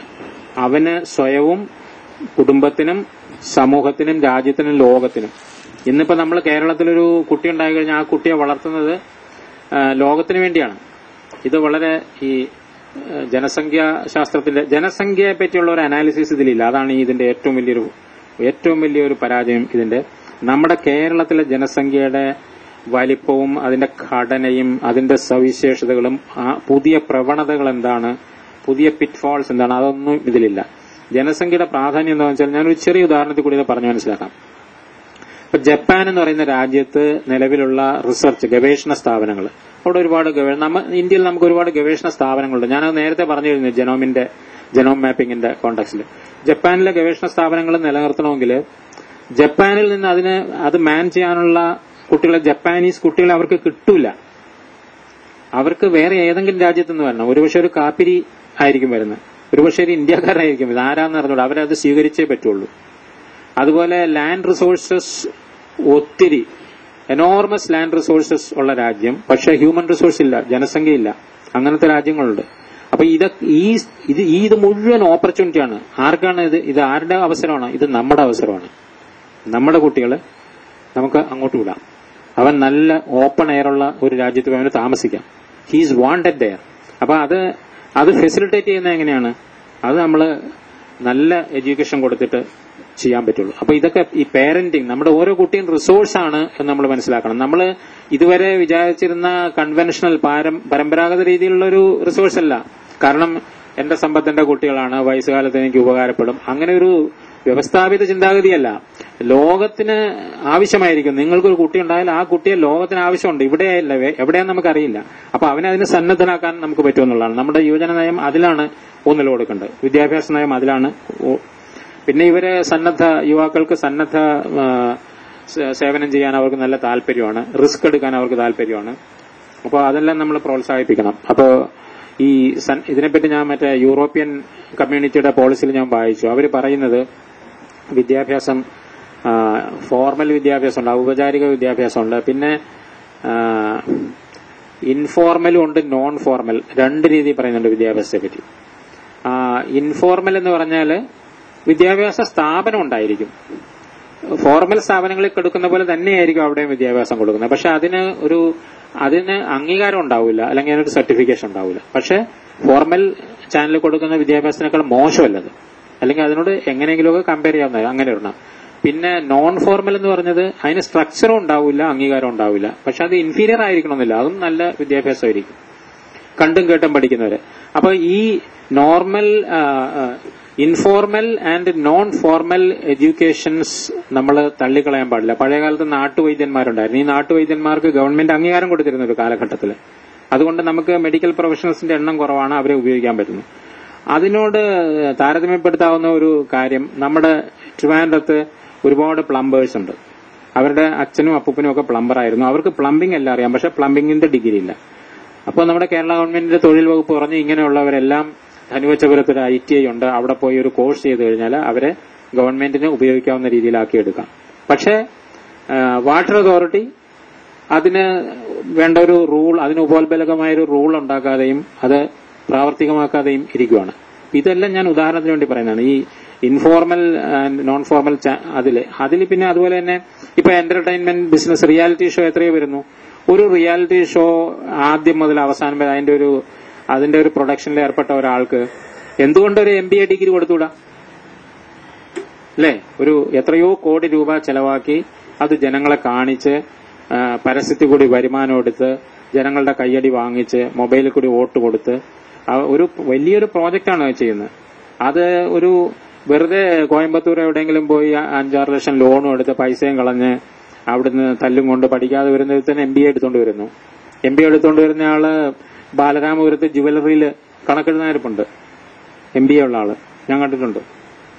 അപ്പോ ഇതുപോലെ യഥാർത്ഥത്തിൽ ഏതെങ്കിലും മേഖലകളിൽ ശരിക്കും വർക്ക് ചെയ്യുന്ന ഒരാളെ കണ്ടുപിടിച്ച് അതിന്റെ ഒരു സർട്ടിഫിക്കേഷൻ കൊടുക്കാൻ പറ്റുമെങ്കിൽ, ഇപ്പൊ ഇദ്ദേഹത്തിന് അറിയാം, അദ്ദേഹം ആ മേഖലയിലുണ്ട്, സർട്ടിഫിക്കേഷന്റെ ഇതിൽ ചെയ്തുകൊണ്ടിരിക്കുകയാണ്. അപ്പൊ ഇതൊക്കെ വളരെ ഇതിന് ഈ രീതിയിലൊക്കെ ചെയ്യാൻ പറ്റുന്ന വളരെ നല്ല രീതിയിലൊരു സ്ട്രക്ചർ ചെയ്ത ഒരു പരിപാടി കൊണ്ടുവരേണ്ടതാണ്. പിന്നെ ക്ലബ്ബുകൾ ഒരുപാടുണ്ട്. ക്ലബ്ബുകളിൽ ഡിഫറെന്റ് ആയിട്ടുള്ളതുണ്ട്. പക്ഷെ ഈ നമ്മുടെ യുവജന നയം പറയുന്ന എല്ലാ വില്ലേജിലും ഒരു യൂത്ത് ക്ലബ്ബും ഒരു മഹിളാ സമാജവും രൂപീകരിക്കണമെന്നും അതിന് പിന്നെ 10 യൂണിറ്റിന് ഒരു ബ്ലോക്ക് ലെവലൊരു ഉദ്യോഗസ്ഥരുണ്ടായിരിക്കണമെന്നും പിന്നെ ജില്ലാതലത്തിൽ അതിനുള്ള സംവിധാനങ്ങൾ ഉണ്ടാക്കണം എന്നൊക്കെയാണ് പറയുന്നത്. Promote dignity of labour. ഓരോ പ്രദേശത്തുള്ള സ്കിൽഡ് ആളുകളുടെ പൂൾ ഉണ്ടാക്കുക, അവരുടെ രജിസ്റ്റർ ഉണ്ടാക്കുക, അത് പ്രാദേശിക സ്വയംഭരണ സ്ഥാപനങ്ങളിൽ വയ്ക്കുക, ആവശ്യമുള്ളത് എത്തിക്കുക. അങ്ങനെ ഒരു 4-5 കാര്യങ്ങൾ അതിനെപ്പറ്റി പറയുന്നുണ്ട്. Motivate youth to become vanguard of society. പിന്നെ reduce unemployment, timely recruitment and promotion to guide the youth in a manner that they become active partners. Basic nutrition and health programme കൊടുക്കണം. അപ്പോൾ നമ്മളെല്ലാം കവർ ചെയ്തു. പിന്നെ നേരത്തെ പറഞ്ഞ thrust areas എന്ന് പറഞ്ഞു. എഡ്യൂക്കേഷൻ ഒരു വാക്ക് എഴുതിയിട്ട് വിട്ടിരിക്കുക, പിന്നെ ഒന്നും പറയുന്നില്ല അതിനെപ്പറ്റി. എഡ്യൂക്കേഷൻ അതിൽ നമ്മൾ നേരത്തെ പറഞ്ഞ ഫോർമൽ എഡ്യൂക്കേഷൻ, ഇൻഫോർമൽ എഡ്യൂക്കേഷൻ, നമ്മുടെ ഇവിടെ ഇപ്പോ ഈ വിദ്യാഭ്യാസ മേഖലയിൽ ഉണ്ടാകുന്ന തകർച്ചകൾ എന്തൊക്കെയാണ്, യുവാക്കൾ അഭിമുഖീകരിക്കുന്ന പ്രശ്നങ്ങൾ എന്തൊക്കെയാണ്. നമ്മുടെ ഇവിടെ ഒരു കോഴ്സ് സമയത്ത് തീർക്കാൻ പറ്റില്ല എന്നുള്ളതാണ്. ഒരാളൊരു 7 വർഷം യൂണിവേഴ്സിറ്റി പഠിക്കുകയാണെങ്കിൽ 7 വർഷത്തെ കോഴ്സ് ചെയ്യണമെങ്കിൽ അയാൾക്ക് എങ്ങനെയാണെങ്കിൽ 8-8.5 വർഷമാവും. അതിനിടയ്ക്ക് സമരം, പരീക്ഷ നീട്ടി, റിസൾട്ട് വരുന്നില്ല, അഡ്മിഷൻ കിട്ടുന്നില്ല. അപ്പോൾ പ്രൊഫഷണൽ കോഴ്സിലൊക്കെ പോകുന്നവരെ അവർക്ക് എത്രയോ വർഷം നമുക്ക് നഷ്ടപ്പെടുന്നു. ഡൽഹിയിൽ കറക്റ്റ് ഒരു കുട്ടി MBBS ചേർന്നാൽ 4 വർഷം എന്ന് തികയുന്നു അന്ന് അവനെ കോളേജിൽ നിന്ന് പുറത്തിറക്കും. പിന്നെ അവിടെ നിൽക്കാൻ സമ്മതിക്കില്ല. പിന്നെ ഹോസ്പിറ്റലിൽ പോയിക്കോളുക, ഹൗസ് സർജൻസി, അവിടുന്ന് പോയിക്കോളുക. ഇവിടെ അങ്ങനെയല്ല. ഇവിടെ 6 വർഷമായാലും പിന്നെയും പരീക്ഷ നീട്ടി. പരീക്ഷയുടെ തീയതി നിശ്ചയിക്കുന്ന KICക്കാരനോ SFIക്കാരനോ ആയിരിക്കും. അവിടെ വേറെ ആർക്കും അധികാരമൊന്നുമില്ല. അങ്ങനെ ഡിസിപ്ലിൻ വേണ്ടിടത്ത് ഡിസിപ്ലിൻ ഏർപ്പെടുത്തുക, ടൈം ഫ്രെയിം ചെയ്യുക. ഇതൊക്കെ ഹാസിൽ ഫ്രീ, നല്ല വിദ്യാഭ്യാസം കൊടുക്കുക. അച്ചടക്കം വിദ്യാഭ്യാസം ഒരു സ്ഥാപനം ഉണ്ട്, അതിന്റെ ഡയറക്ടർക്ക് അതിന്റെ അധികാരം കൊടുക്കണം. എല്ലാം കറക്റ്റായിട്ട് ചെയ്യണം. അയാൾ അവിടെ അഴിമതി ചെയ്യാൻ വേണ്ടിയല്ല. കുട്ടികൾ ചൂണ്ടിക്കാണിക്കുന്ന അഴിമതിയും ക്രമക്കേടും വരുന്നത് അവർക്ക് തോന്നുമ്പോഴാണ് അവർ ചൂണ്ടിക്കാണിക്കുക. പക്ഷെ ഇതിന്റെയൊക്കെ നെറ്റ് റിസൾട്ട് എന്താണെന്ന് വെച്ചാൽ നമ്മൾ വിദ്യാഭ്യാസ രംഗത്ത് പല രീതിയിലും അസൌകര്യങ്ങളും ബുദ്ധിമുട്ടുകളും സമയത്ത് തീരാതിരിക്കുക, ക്വാളിറ്റി ഓഫ് എഡ്യൂക്കേഷനിലായിരിക്കുക, ഡെഡ് ബോഡി ഇല്ലാത്തവർക്ക് മെഡിക്കൽ കോളേജ്, ഒരു ഡെഡ് ബോഡി കിട്ടാൻ മാർഗമില്ലാത്തടത്ത് മെഡിക്കൽ കോളേജ് അനുവദിക്കുക. ഇങ്ങനെയൊക്കെയുള്ള ഒരുപാട് ഇതിനെപ്പറ്റി പഠിക്കേണ്ടത് ഉണ്ട്. പക്ഷെ അതിനെപ്പറ്റിയൊന്നും പറയുന്നില്ല. എഡ്യൂക്കേഷൻ എന്ന് പറഞ്ഞ ഒറ്റ വാക്ക് എഴുതിയിട്ട് വിട്ടിരിക്കുകയാണ് ഈ നയം. അതാരെങ്കിലും ചോദിക്കണം എന്താണെന്നുള്ളത്. എംപ്ലോയ്മെന്റ് ആൻഡ് ഓൺട്രപ്രണർഷിപ്പ് ഡെവലപ്മെന്റ് എഴുതിയിട്ട് വിട്ടിരിക്കുക. ഇതെല്ലാം എഴുതി ഒരു വേർഡ് ഇത് അപ്പുറത്ത് എഴുതിയിട്ടുണ്ട്. ഇതിന്റെ മുൻ പേജുകളിലും എഴുതിയിട്ടുണ്ട്. ഇത് ഇവിടെ റിപ്രൊഡ്യൂസ് ചെയ്തിരിക്കുക. കുറച്ചൊക്കെ അവിടെ ഇവിടെ വന്നിട്ടുണ്ട് അതിന്റെ സമാധാനം. എന്നാലും അതൊരു ശരിയായൊരു പ്രൊഫഷണലായിട്ടൊരു ഇത് വന്നിട്ടില്ല. ഇത് ഈ പദ്ധതി നടപ്പാക്കാൻ വേണ്ടിയിട്ട് ഇന്റർ ഡിപ്പാർട്ട്മെന്റൽ കോർഡിനേഷൻ കമ്മിറ്റി വേണം. പിന്നെ സ്റ്റേറ്റ് യൂത്ത് വെൽഫെയർ ബോർഡിന് ഡിസ്ട്രിക്ട് ഓഫീസുകൾ വേണമെന്നാണ് ഇതിൽ പറയുന്നത്. പക്ഷെ സ്റ്റേറ്റ് യൂത്ത് വെൽഫെയർ ബോർഡിന്റെ ഗുണപരമായ വശങ്ങളിലേക്ക്, അതിന്റെ ക്വാളിറ്റേറ്റീവ് വശങ്ങളിലേക്ക്, അല്ലെങ്കിൽ അതിൽ പ്രവർത്തിക്കുന്ന ഉദ്യോഗസ്ഥന്മാരുടെ മൊറയിൽ, അവരുടെ ആക്ടിവിറ്റിയുടെ ഒരു കോമ്പസ്, അതിന്റെ ഒരു വ്യാപ്തി എത്രയാണ്, അതൊന്നും പറഞ്ഞിട്ടില്ല. ഇത് പറഞ്ഞിട്ടുണ്ടെങ്കിൽ നിലവിലുള്ള യുവജന ക്ഷേമ പരിപാടികളുടെ ഒരു വിലയിരുത്തൽ ഇതിലുണ്ടായിട്ടില്ല. വിലയിരുത്തൽ ഇല്ലാതെ അതിന്റെ പ്രവർത്തനം എന്താണെന്ന് പറയാതെ വേറെ ചില കാര്യങ്ങൾ പറയുവാണ്. ഡയറക്ടറേറ്റ് ഓഫ് യൂത്ത് അഫയേഴ്സ് ഉണ്ട്, അത് ശക്തിപ്പെടുത്തണം. System of periodical data collect ചെയ്യണം, അങ്ങനെയുള്ള കാര്യങ്ങൾ പറഞ്ഞു. യൂത്ത് കൌൺസിൽ പല രാജ്യങ്ങളിലും ഉണ്ട്. യൂത്ത് കൌൺസിലാണ് ഇത് സംബന്ധിച്ച് യൂറോപ്യൻ കമ്മ്യൂണിറ്റി യൂണിയനിലൊക്കെ യൂത്ത് കൌൺസിൽ വലിയ നല്ല നല്ല ഡിസിഷൻസും നല്ല തീരുമാനങ്ങളും മാർഗനിർദ്ദേശങ്ങളും കൊടുത്തിട്ടുണ്ട്. വേറെ പല രാജ്യങ്ങളുണ്ട്. Department of Youth Affairs may be designated as the Nodal Department of Youth and Adolescent. Nodal department ആക്കുന്നുണ്ട്. നോഡൽ ഡിപ്പാർട്ട്മെന്റ് എന്ന് പറഞ്ഞാൽ യൂത്തിനെ അഫക്ട് ചെയ്യുന്ന പ്രോഗ്രാംസ് എവിടെയെല്ലാം ഉണ്ടോ ആ വകുപ്പുകളുടെ മുഴുവൻ കാര്യങ്ങൾ വളരെ സൂക്ഷ്മമായിട്ട് പഠിക്കാൻ, അതിലെ പിറ്റ്ഫോൾസ് എന്താന്ന് പറയാനുള്ള അത്രയുള്ളൊരു store house of knowledge, analysis and research അതുണ്ടായിരിക്കും. അപ്പോഴേ നോഡലാവുള്ളൂ. അല്ലാതെ വെറുതെ ഒരു നിയമം മൂലം ഒരാൾ നോഡലാണ്, അല്ലെങ്കിൽ ഒരു അലോക്കേഷൻ ഓഫ് ബിസിനസ്സിൽ നോഡൽ ഡിപ്പാർട്ട്മെന്റ് ആണെന്ന് പറഞ്ഞുകൊണ്ട് അതിന് ഈ നോഡൽ എന്നുള്ള വാക്ക് അതിന്റെ അർത്ഥം എന്താണെന്നുള്ളത് ബ്യൂറോക്രസിയെയും പബ്ലിക്കിനെയും എല്ലാം പറഞ്ഞു മനസ്സിലാക്കണം. അതനുസരിച്ചൊരു അതിന് കേപ്പബിൾ ആയിട്ടുള്ള ഒരു മന്ത്രിയായിരിക്കും. ഒരു നോഡൽ മിനിസ്ട്രി വരുന്നത് അതിന്റെ സബ്ജക്ട് ഡിപ്പാർട്ട്മെന്റുകളിലെ മന്ത്രിയെക്കാളും മിടുക്കനായ മന്ത്രിയായിരിക്കണം നോഡൽ വരുന്നത്, എന്നാലേ പറഞ്ഞാൽ കേൾക്കുള്ളൂ. അല്ലെങ്കിൽ അവരെ പറഞ്ഞു മനസ്സിലാക്കാൻ പറ്റില്ല. ഇതിൽ പറയുന്നുണ്ട് നോഡൽ എന്ന് പറയുന്നുണ്ട്, പക്ഷെ നോഡലിന്റെ അർത്ഥം മനസ്സിലാക്കിയിട്ടാണ് പറഞ്ഞിരിക്കുന്നത് എന്നുള്ളതാണ് എന്റെ വ്യക്തിപരമായ ഒരു വലിയൊരു ഡൌട്ട്. യൂത്ത് കമ്മീഷന് ഒരു നിയമം പാസ്സാക്കണം. അസംബ്ലിയിൽ ഒരു നിയമം പാസ്സാക്കുമ്പോഴേ യൂത്ത് കമ്മീഷൻ വരുള്ളൂ. പക്ഷെ ഇവിടെ യൂത്ത് കമ്മീഷൻ ഇല്ല, നിയമമൊന്നും ഇല്ലാതെ തന്നെ യൂത്ത് കമ്മീഷനിലെ ചെയർമാനെ നിയമിച്ചെന്ന് ഞാൻ പത്രത്തിൽ വായിച്ചു. എനിക്കറിയില്ല അതിനെപ്പറ്റി. യൂത്ത് കമ്മീഷൻ വേണമെന്ന് സെബാസ്റ്റ്യൻ പോളിന്റെ അധ്യക്ഷതയിൽ സെബാസ്റ്റ്യൻ പോൾ MP ആയിരുന്നപ്പോൾ അദ്ദേഹത്തിന്റെ അധ്യക്ഷതയിൽ കേരള ഗവൺമെന്റ് ഒരു ടീമിനെ വെച്ച് അവർ പഠിച്ച് അവരൊരു ഡ്രാഫ്റ്റ് ബില്ലൊക്കെ കൊടുത്തിട്ടുണ്ട്. പക്ഷെ ഇപ്പൊ ഭരണം മാറിയപ്പോൾ ഇനി അവർ പുതിയൊരു സെറ്റപ്പ് ഉണ്ടാക്കുമായിരിക്കും. പക്ഷെ യൂത്ത് കമ്മീഷൻ സെമി ജുഡീഷ്യലാണ്, അല്ലെ ക്വാസി ജുഡീഷ്യലാണ്. അപ്പൊ അവരുടെ റെക്കമെൻഡേഷൻസ് ഒക്കെ വന്നു കഴിഞ്ഞാൽ അതിനൊരു നിയമപരമായൊരു സാധ്യതയുണ്ട്. യുവാക്കള് എവിടെയെല്ലാം പീഡനങ്ങളും വിവേചനവും അതിക്രമങ്ങൾക്ക് ഒക്കെ വിധേയരാകുന്നുണ്ടോ ആ കാര്യങ്ങളൊക്കെ അവർക്ക് പഠിക്കാൻ പറ്റും. എന്ന് മാത്രമല്ല കുറെ കൂടി ക്രിയേറ്റീവായിട്ട് നമ്മള് ശുപാർശകൾ കൊടുക്കാനും അവർക്ക് പറ്റും. യൂത്ത് ഡെവലപ്മെന്റ് ഫണ്ട്, ഈ മുഴുവൻ പോളിസിയിൽ ഫണ്ടിനെ പറ്റി ഒന്നും പറയുന്നില്ല. ഇതൊക്കെ ഇംപ്ലിമെന്റ് ചെയ്യാനുള്ള ഫണ്ട് എത്രയാണ്, ഈ കേരളത്തിന്റെ ബജറ്റ് ഇത്രയാണ്, ആ ബജറ്റിന്റെ എത്ര ശതമാനം യൂത്ത് വെൽഫെയറിന് വേണ്ടി വേണം, അതിൽ വിദ്യാഭ്യാസ വകുപ്പിന് ഇപ്പൊ ഇത്ര കിട്ടുന്നുണ്ട്, ഇത് മതിയോ? വിദ്യാഭ്യാസ വകുപ്പിന് കൂടുതൽ ബജറ്റ് കൊടുക്കണമെന്ന് വിദ്യാഭ്യാസ വകുപ്പ് മാത്രം പറഞ്ഞാൽ പോരാ, യൂത്തിന്റെ പോളിസിയിൽ അത് പറയണം. നമ്മളെ എല്ലാ കാലഘട്ടങ്ങളിലും അപേക്ഷിച്ച് ഇപ്പോഴ് നമ്മൾ പറഞ്ഞു വന്നതാണ് ഒരു യുവജനങ്ങൾ കൂടുതലുള്ളതും. നമ്മുടെ യുവജനങ്ങൾക്കുള്ള പ്രത്യേകത എന്താ? ജർമ്മനിയിലൊക്കെ ആണെങ്കിൽ പല രാജ്യങ്ങളിലും അവിടുത്തെ കുട്ടികൾ പഠിക്കില്ല. അവന് 10-12 വയസ്സാകുമ്പോൾ അവനൊരു ചെറിയ പാർട്ട് ടൈം ജോലി വാങ്ങിച്ചു, പിന്നെ അവനൊരു ഗേൾ ഫ്രണ്ടായി, അവനൊന്നും പഠിക്കാൻ പോകില്ല. നമ്മുടെ കുട്ടികളതല്ല, നമ്മുടെ കുട്ടികൾ, കേരളത്തിലെ കുട്ടികൾ, ഇന്ത്യയിലെ കുട്ടികളെന്നാണ്. അവർക്ക് പഠിക്കാൻ താല്പര്യമാണ്, പക്ഷെ അവർക്ക് പഠിക്കാൻ വേണ്ട സൗകര്യങ്ങൾ കൊടുക്കാൻ നമുക്ക് പറ്റുന്നില്ല. നല്ല കോളേജുകൾ ഉണ്ടാക്കി കൊടുക്കാൻ നമുക്ക് പറ്റുന്നില്ല. നമ്മുടെ ഓരോ കുട്ടിയും പറഞ്ഞ എനിക്ക് പഠിക്കണം എന്നാണ് പറയുന്നത്. ഇവിടെ ഡിസ്ക്വാളിഫൈ ആകുന്നവൻ, എൻട്രൻസിൽ ഡിസ്ക്വാളിഫൈ ആകുന്നവനും കന്യാകുമാരിയിലോ എവിടെയെങ്കിലുമൊക്കെ പോയി അവൻ എഞ്ചിനീയറിംഗിന് പഠിക്കണമെന്നാണ് പറയുന്നത്. അപ്പൊ ഞങ്ങൾക്ക് പഠിക്കണമെന്ന് പറയുന്ന, അതിൽ താല്പര്യം കാണിക്കുന്ന, അതിന് ആഗ്രഹം ഉള്ള ഒരു കുട്ടികൾ നമുക്കുണ്ടോ എന്നുള്ളത് തന്നെ നമ്മുടെ ഒരു വലിയ സമ്പത്താണ്. പക്ഷെ ഇതിനെ കൈകാര്യം ചെയ്യാനുള്ള കഴിവ് നമ്മുടെ പൌരസമൂഹത്തിനോ നമ്മുടെ ഗവൺമെന്റിനോ പൊതുവായിട്ട് നമുക്കില്ല. അത് വാർത്തെടുക്കണം എന്നുള്ള ഒരു ബോധം നമുക്ക് അഡൽട്ട് പോപ്പുലേഷൻ, നമ്മളെപ്പോലുള്ള ആളുകൾ അല്ലെ നിയമനിർമ്മാണം ഉണ്ടാക്കുന്നവർക്ക് ആ ബോധ്യം വരുന്നില്ല. അപ്പോ അത് വളരെ പ്രധാനപ്പെട്ട ഒരു കാര്യമാണ്. യൂത്ത് ബജറ്റിനെ പറ്റി പറയുന്നില്ല, അതാണ് ഇതിന്റെ ഇനിയൊരു 6-7 പേജ് കൂടി ഉണ്ട്. 24 പേജിലെത്തി നമ്മള്. യൂത്ത് ട്രെയിനിങ്ങിന് ഇതുപോലെ കുറെ സംഗതികൾ പറയുന്നുണ്ട്. അപ്പൊ ഇതിനെപ്പറ്റി ഒരു ജനറലായിട്ട് എന്റെ ഒരു അഭിപ്രായം എന്താണെന്ന് വെച്ചാൽ, ഈ ഒരുപാട് സ്ഥാപനങ്ങൾ ഉണ്ടാക്കണമെന്ന് ഈ പോളിസിയിൽ പറയുന്നുണ്ട്. സ്ഥാപനങ്ങൾ ഉണ്ടാക്കുന്നത് നല്ലതാണ്, പക്ഷേ ഇന്നത്തെ ചിന്താഗതി എന്താണ്? ഇന്നത്തെ ചിന്താഗതി പബ്ലിക് പ്രൈവറ്റ് പാർട്ടിസിപ്പേഷൻ, PPP എന്നൊരു ഇതാണ്. രണ്ടാമത്, നമ്മൾ നിലവിലുള്ള സ്ഥാപനങ്ങൾ, ഓർഗനൈസേഷൻസ് നമ്മൾ ഫുള്ളി യൂട്ടിലൈസ് ചെയ്യുന്നുണ്ടോ? ഇപ്പൊ ട്രെയിനിങ്ങിന് ഒരു സ്ഥാപനം ഉണ്ടാക്കണം. ട്രെയിനിങ്ങിന് ഏതെല്ലാം ഡിപ്പാർട്ട്മെന്റുകളിൽ എന്തെല്ലാം സ്ഥാപനങ്ങളുണ്ട്? അതുകൂടാതെ സ്വകാര്യ മേഖലയിൽ നമുക്ക് തന്നെ എത്രയോ ട്രെയിനിങ് കൊടുക്കാൻ പറ്റും. ശ്രീ ബാലഗോപാലിന് തന്നെ എത്ര ട്രെയിനിങ് കൊടുക്കാൻ പറ്റും? ഇത് ഒരു നമുക്കറിയാവുന്നതാണ്. ഇതുപോലെ എത്രയോ സംവിധാനങ്ങളുണ്ട്. അപ്പൊ അതിന് പകരം അപ്പൊ ഞങ്ങളൊരു പ്ലാനിംഗ് ബോർഡിലൊരു ഡിസ്കഷൻ പോയപ്പോൾ അതിന്റെ വൈസ് ചെയർമാൻ പറഞ്ഞത്, നിങ്ങള് ഉള്ള സ്ഥാപനങ്ങൾ ഉപയോഗിക്കുക, പബ്ലിക് പ്രൈവറ്റ് പാർട്ടിസിപ്പേഷന് വേണ്ടി പോവുക. ഈ ബ്യൂറോക്രസിയെ വളർത്തുന്ന കുറെ ആൾക്ക് പോസ്റ്റ് കിട്ടുക, കുറെ ഗവൺമെന്റിന് ചെലവ്, റെക്കറിംഗ് എക്സ്പെൻസ് ഉണ്ടാവുക, പിന്നെ അതൊക്കെ സ്ഥാപിച്ചു വരുമ്പോഴത്തേക്ക് 5 കൊല്ലം എടുക്കും. ഇപ്പൊ ഒരു വലിയൊരു സെന്റർ ഉണ്ടാക്കണമെന്ന് പറഞ്ഞാൽ അത് പണിത് ഒക്കെ അതിന്റെ കെട്ടിടം പണിതു, അതൊക്കെ ചെയ്ത് 5 കൊല്ലം വന്നു. അപ്പോഴത്തേക്ക് വേറൊരു ഗവൺമെന്റ് വന്നു, വേറൊരു നയം വന്നു. ഈ നയത്തിന്റെ വേറൊരു പോരായ്മ എന്ന് വെച്ചാൽ, കേന്ദ്ര ഗവൺമെന്റിന്റെ നയമാണെങ്കിൽ ലോകത്തിൽ എവിടെ യൂത്ത് പോളിസിയുടെ നയം ഉണ്ടാക്കുമ്പോഴും 5 കൊല്ലം കഴിയുമ്പോൾ അത് റിവ്യൂ ചെയ്യണം എന്നൊരു ക്ലോസ് എല്ലാത്തിലും ഉണ്ട്. മിക്കവാറും എല്ലാ പോളിസിയിലുണ്ട്.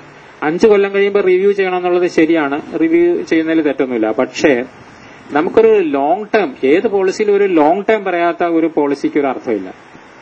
കാരണം ഇത് അംഗീകരിച്ച് വന്നു, ഇത് നടപ്പാക്കാൻ തുടങ്ങും, അപ്പോഴത്തേക്ക് വേറൊരാളൊന്ന് 5 കൊല്ലം ആയാലും പുതിയ ഗവൺമെന്റ് വന്നു, ഞങ്ങളുടെ പ്രകടന പത്രിക അനുസരിച്ച് ഇതാണെന്ന് പറഞ്ഞാൽ അത് മാറ്റുന്നത്. അങ്ങനെയല്ല. ഇതിൽ ഒരു 10 കൊല്ലം 15 കൊല്ലത്തേക്കുള്ള നമ്മുടെ ജനസംഖ്യയുടെ സ്വഭാവം, നമ്മുടെ യുവാക്കളുടെ ആവശ്യങ്ങൾ, ഇതെല്ലാം കണക്കാക്കിയിട്ട് ചുരുങ്ങിയ ഒരു 15 കൊല്ലത്തേക്കുള്ള ഒരു അങ്ങനെ ഒരു മിഡ് ടേം ഒരു പോളിസി ആയിരിക്കണം. 5 കൊല്ലം കഴിഞ്ഞ് നിങ്ങൾ റിവ്യൂ ചെയ്തോളൂ. പക്ഷെ ഇതിന് ഇങ്ങനെ ഒരു ഫ്രെയിംവർക്ക് ഉണ്ടായിരിക്കണം. സോഷ്യലിസ്റ്റിക് പാറ്റേൺ, നെഹ്റു പറഞ്ഞു, എല്ലാം പഞ്ചവത്സര പദ്ധതികൾ വരും മാറും, പക്ഷെ നമ്മൾ സോഷ്യലിസ്റ്റിക് പാറ്റേൺ, നമുക്ക് ഘനവ്യവസായങ്ങൾക്ക് പ്രാധാന്യം, അങ്ങനെയൊക്കെ പറഞ്ഞില്ലേ, അതുപോലെ. അപ്പൊ ഇതിനിയും കുറെ കൂടി പറഞ്ഞാലേ ഇത് തീരുള്ളൂ. പക്ഷെ ഇതിന്റെ ഇടയ്ക്കൊക്കെ ഞാൻ എന്റെ അഭിപ്രായങ്ങൾ പറഞ്ഞു. ഇനി ഒരു 5 മിനിറ്റിനുള്ളിൽ പ്രധാനമായിട്ട് പറയാം. ഈ ഒരു കുട്ടി ജനിക്കുമ്പോഴേ നമ്മള് ആ കുട്ടിക്ക് ഒരു 50 കിലോ തൂക്കം വേണമെന്ന് പറയില്ല. പക്ഷെ ആ കുട്ടിക്കൊരു 3 കിലോ, ഒരു കുട്ടിക്ക് എത്ര വേണ്ടേ? 3.5 വേണം എന്ന് പറയും അല്ലെ, അല്ലെങ്കിൽ അത് അണ്ടർ വെയിറ്റ് ആണെന്ന് പറയും. അതുപോലെ ഇതൊരു കരട് യുവജന നയമാണ്. ഇതിനെ വളരെ കർക്കശമായിട്ടും വളരെ രൂക്ഷമായിട്ട് വിമർശിക്കാൻ പാടില്ല. പക്ഷേ ഇതിനൊരു മിനിമം സ്റ്റാൻഡേർഡ് 3.5 കിലോ ഉണ്ടോ 3 കിലോ ഉണ്ടോ എന്നുള്ളത് നമ്മൾ പരിശോധിക്കണം. 3 കിലോ ഉണ്ടോ എന്നുള്ളതാണ് പരിശോധിക്കേണ്ട വിഷയം. ആ രീതിയിലാണ് ഞാനിതിനെ പരിശോധിക്കുന്നത്. അപ്പൊ ഇതിന്റെ ഇതിൽ മെത്തഡോളജി, ഏത് യൂത്ത് പോളിസി നമ്മൾ പരിശോധിച്ചാലും അതിന്റെ ആ പോളിസി ഉണ്ടാക്കിയ ഒരു മെത്തഡോളജിയെ പറ്റി ഒരു പാരഗ്രാഫ് ഉണ്ടായി, അല്ലെങ്കിൽ 2 പാരഗ്രാഫ് ഉണ്ടായിരുന്നു. എന്റെ കയ്യിൽ ഞാൻ ഐഡിയൽ ആയിട്ട് എടുത്തിട്ടുള്ള ഈ മഹാരാഷ്ട്രയുടെ യൂത്ത് പോളിസി, അല്ലെങ്കിൽ യൂറോപ്യൻ കമ്മ്യൂണിറ്റിയുടെ യൂത്ത് പോളിസിയൊക്കെ ഉണ്ട്. അതിലൊക്കെ ഞാൻ നേരത്തെ പറഞ്ഞ വേൾഡ് ഡെവലപ്മെന്റ് റിപ്പോർട്ട്, അതിലൊക്കെ അവർ കൊടുത്തിട്ടുള്ള ഇൻപുട്ട്, എത്ര വ്യാപകമായിട്ടുള്ള സ്റ്റഡി നടത്തിയിരിക്കുന്നു, എത്രയോ മണിക്കൂറുകൾ പഠിച്ചിരിക്കുന്നു, എത്രയോ ആളുകൾ അതിൽ ഇൻവോൾവ് ആയിരിക്കുന്നു, സർവേ നടത്തിയിരിക്കുന്നു, കൺസൾട്ടേഷൻ നടത്തിയിരിക്കുന്നു, നേരിട്ട് പോയിരിക്കുന്നു, അഭിപ്രായങ്ങൾ, അതിനുശേഷം അതൊക്കെ ചർച്ച ചെയ്തിരിക്കുന്നു. മഹാരാഷ്ട്രയിൽ 100 MLA-മാരോട് സംസാരിച്ചിരിക്കുന്നു, അവര് 3000 യുവാക്കളോട് സംസാരിച്ചിരിക്കുന്നു. ഈ പോളിസി ഉണ്ടാക്കിയത് ആരാ? ഈ പോളിസി ഉണ്ടാക്കിയത് അങ്ങനെയുള്ള അത് പറഞ്ഞിട്ടേ ഇല്ല അതിനെപ്പറ്റി. ഇതിന്റെ ഇംഗ്ലീഷിൽ പറഞ്ഞിട്ടുണ്ട്. സെക്രട്ടറിയും 5-6 പേരുടെ ഒരു കമ്മിറ്റിയൊക്കെ, അവർ എത്ര മീറ്റിംഗ് ഇരുന്നോ, അതേ വേറെ സ്ഥലത്തു നിന്നൊക്കെ എടുത്തതാണോ, അതൊന്നും ഇതിൽ പറഞ്ഞിട്ടില്ല. തീർച്ചയായിട്ടും ഒരു പൗരന് ഇതിൽ ഉണ്ടായിട്ടുള്ള പരിശ്രമം എത്രയാണ്, എന്തെല്ലാം പരിചിന്തനങ്ങളാണ്, എന്തെല്ലാം ചർച്ചകളാണ് നടന്നിട്ടുള്ളത് എന്നുള്ളത് അറിയാൻ അവകാശമുണ്ട്. ആ അവകാശം അവര് ചെന്നിട്ടില്ല. ഇങ്ങനെ ഒരു കമ്മിറ്റി ഉണ്ടെന്ന് പറഞ്ഞു. മെത്തഡോളജി പറഞ്ഞിട്ടില്ല, എന്ന് തുടങ്ങി, എന്ന് തീർന്നു, എത്ര സിറ്റിംഗ് ഉണ്ടായിരുന്നു, ആരോടാണ് സംസാരിച്ചത്, അതൊന്നും പറഞ്ഞിട്ടില്ല. അത് ഇതിന്റെ ഒരു വലിയൊരു പോരായ്മയാണ്. അതുകൊണ്ട് തന്നെയാണ് ഇത് ശരിക്കും ഞാൻ നേരത്തെ പറഞ്ഞ പോലെ അങ്ങനെയുള്ള വാക്ക് ഉപയോഗിക്കാൻ പാടില്ല. പക്ഷെ ചില സ്ഥലത്തൊക്കെ വരുമ്പോൾ ഒരു കട്ട് ആൻഡ് പേസ്റ്റിന്റെ ഒരു സ്വഭാവമുണ്ട്. ഗവൺമെന്റ് ഓഫ് കേരള ഇത്രയും വലിയ ഒരു അഡ്വാൻസ്ഡ് സ്റ്റേറ്റിലെ 100% ലിറ്ററസിയും ഹ്യൂമൻ ഡെവലപ്മെന്റ് ഇൻഡെക്സ് ഒക്കെ കേമായിട്ടുള്ള ഒരു സ്ഥലത്ത് ഇത്രയും മാധ്യമങ്ങൾക്കൊക്കെ ഇത്രയും വലിയ സ്വാധീനമുള്ള അങ്ങനെയുള്ള ഒരു ഗവൺമെന്റ് ഇങ്ങനത്തെ ഇത്രയും പോരാ, ഇതിന് 3 കിലോ വെയിറ്റ് ഇല്ല എന്ന് പറയേണ്ടി വരും. പിന്നെ വേറൊന്ന്, നമ്മുടെ ഏജിനെ പറ്റിയുള്ളത് പുനർചിന്തിക്കേണ്ടി വരും. ഇത്രയും വലിയൊരു 30 വർഷത്തെ ഒരു ഏജ് കൊടുക്കാമോ, അത് മറ്റുള്ളവരെങ്ങനെയാണ് അതിനോട് ചെയ്യുക, അതൊക്കെ നമുക്കത് താങ്ങാൻ പറ്റുമെന്നുള്ളതാണ്. 30 വർഷത്തെ അത്രയും ഇതൊരു യുവജന വകുപ്പിന് അത്രയും താങ്ങാൻ പറ്റുമോ? അത് വേറെ വകുപ്പിന് കൊടുക്കണം. Child and women and child development വകുപ്പിന് കുറച്ച് കൊടുക്കണം. വേറെ പൊയ്ക്കോളൂ, നിങ്ങൾ പൊയ്ക്കോളൂ.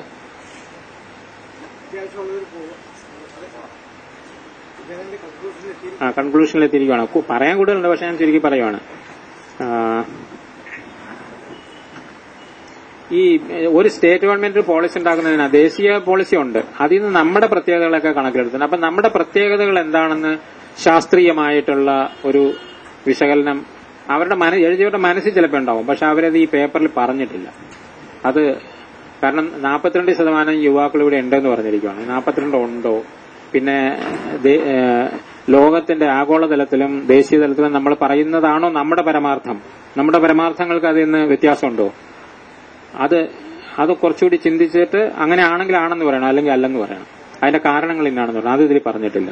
അപ്പൊ കുറേയൊക്കെ ഇതൊക്കെ അസംഷൻസ് ആണോ, കേട്ടുകേൾവിയാണോ, അവിടെ നിന്ന് ഇവിടുന്ന് എടുത്താണോ, അല്ലെങ്കിൽ ഇത് എഴുതിയവരുടെ മനസ്സിലെ അവരുടെ ചില ഇംപ്രഷൻസ് ആണോ എന്നുള്ളത്. അതുകൊണ്ട് അതിൽ ഒരു ശാസ്ത്രീയത പോരാ എന്നൊരു അഭിപ്രായം എനിക്കുണ്ട്.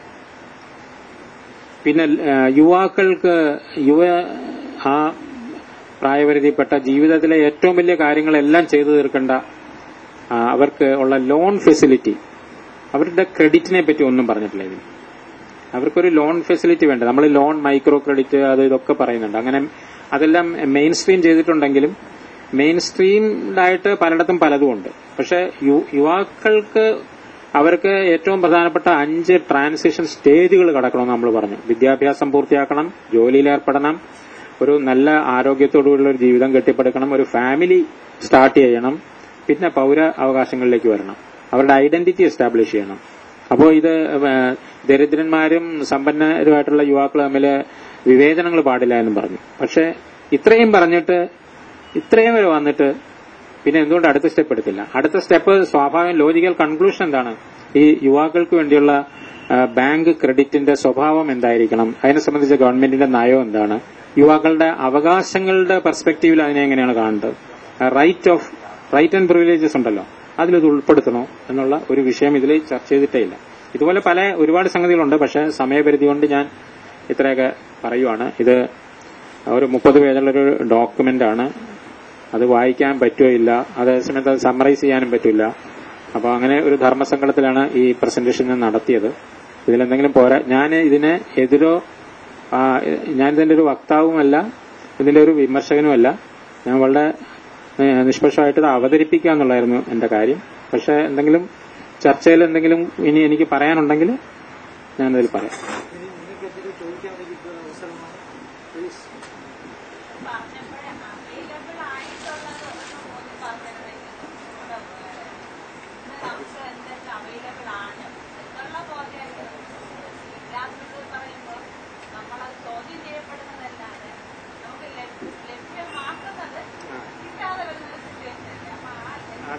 അതിൽ പറയണ്ടല്ലോ, പല സ്ഥലത്തും പറയുന്നുണ്ട്.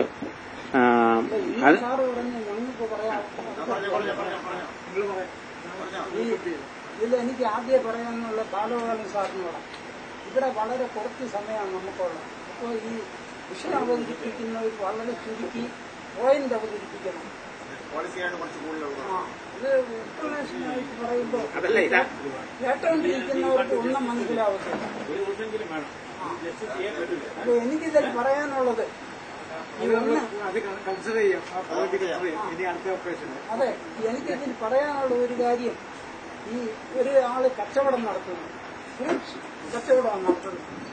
ആ ആള് നമ്മൾ ചെന്നാൽ നമുക്കിഷ്ടമുള്ള നല്ല ഫ്രൂട്ട് എടുക്കാൻ സമ്മതിച്ചാൽ ആ കച്ചവടം അയാൾ പൊളിഞ്ഞു പോകും. അതുകൊണ്ട് മിടുക്കനായ ബുദ്ധിമാനായ ഒരു വ്യാപാരി തെരഞ്ഞെടുക്കാൻ സമ്മതിക്കത്തില്ല. അതുപോലെയാണ് നമ്മുടെ ഇവിടെ ഉണ്ടാകുന്ന ഏറ്റവും എലൈറ്റുകളായിട്ടുള്ളവർ നമ്മുടെ സംസ്ഥാനത്തിന് വെളിയിൽ മറ്റ് സംസ്ഥാനങ്ങളിലോ രാജ്യങ്ങളിലോ പോകുന്നു. അത് നമ്മുടെ ഈ കേരള സമൂഹത്തെ അല്ലെ സൊസൈറ്റിയെ നശിപ്പിക്കും. അതിന്റെ തെളിവാണ് സാറ് തന്നെ പറഞ്ഞ മഹാരാഷ്ട്രയിലെ ഈ യൂത്ത് നയം സംബന്ധിച്ച് ഉള്ള അത് കേരളത്തിലുള്ളതായിട്ട് കമ്പയർ ചെയ്യുമ്പോൾ അത് വളരെ നല്ലത്, ഇത് വളരെ മോശമായിപ്പോയി. കാരണം നമ്മുടെ ഇവിടെയുള്ള ഉദ്യോഗസ്ഥന്മാരും മറ്റുള്ളവരും എല്ലാം മോശക്കാരായി ഇവിടെ അവശേഷിച്ചിരിക്കുന്നത്.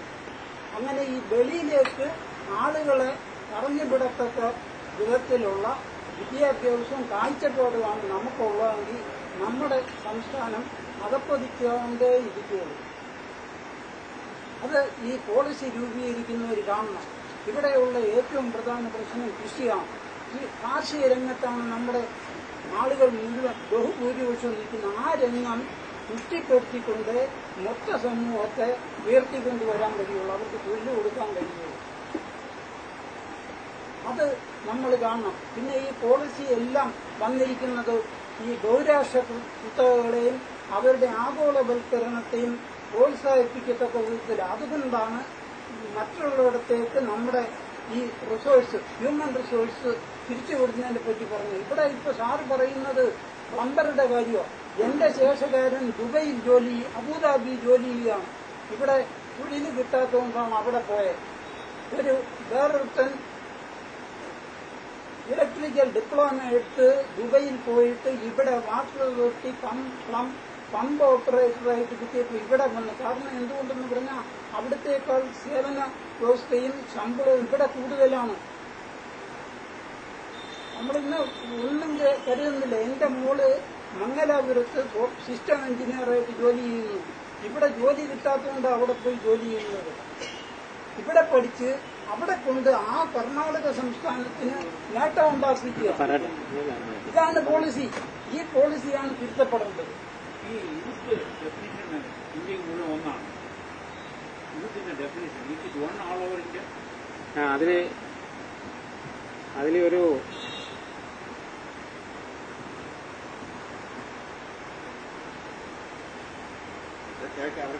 ഗവൺമെന്റിന്റെ 13 മുതൽ 30, 16 മുതൽ അതിനകത്ത് ഒരു സ്ഥലത്ത് കാണിച്ചു 12 to 24 അത് വളരെ വ്യത്യാസമുണ്ട്. ഓരോ സ്ഥലത്ത് ഓരോന്നാണ്. അതല്ല what I am telling is at least in India it should have.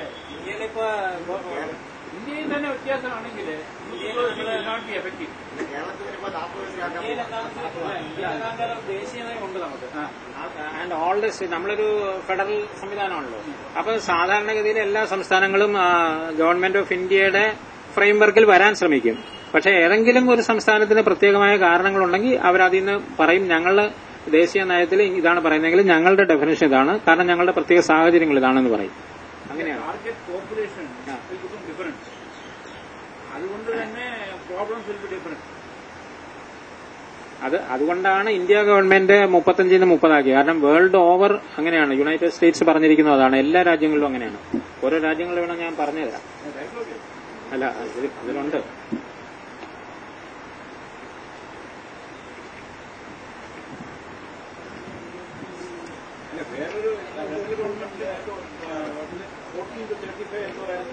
അതെ 13.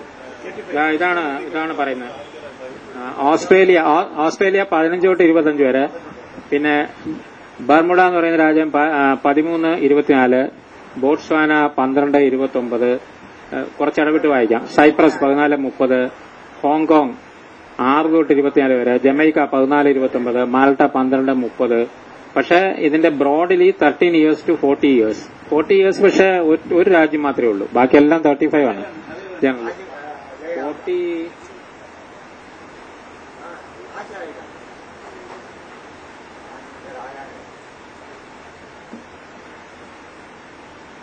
ഏതൊരു രാജ്യമുണ്ട്.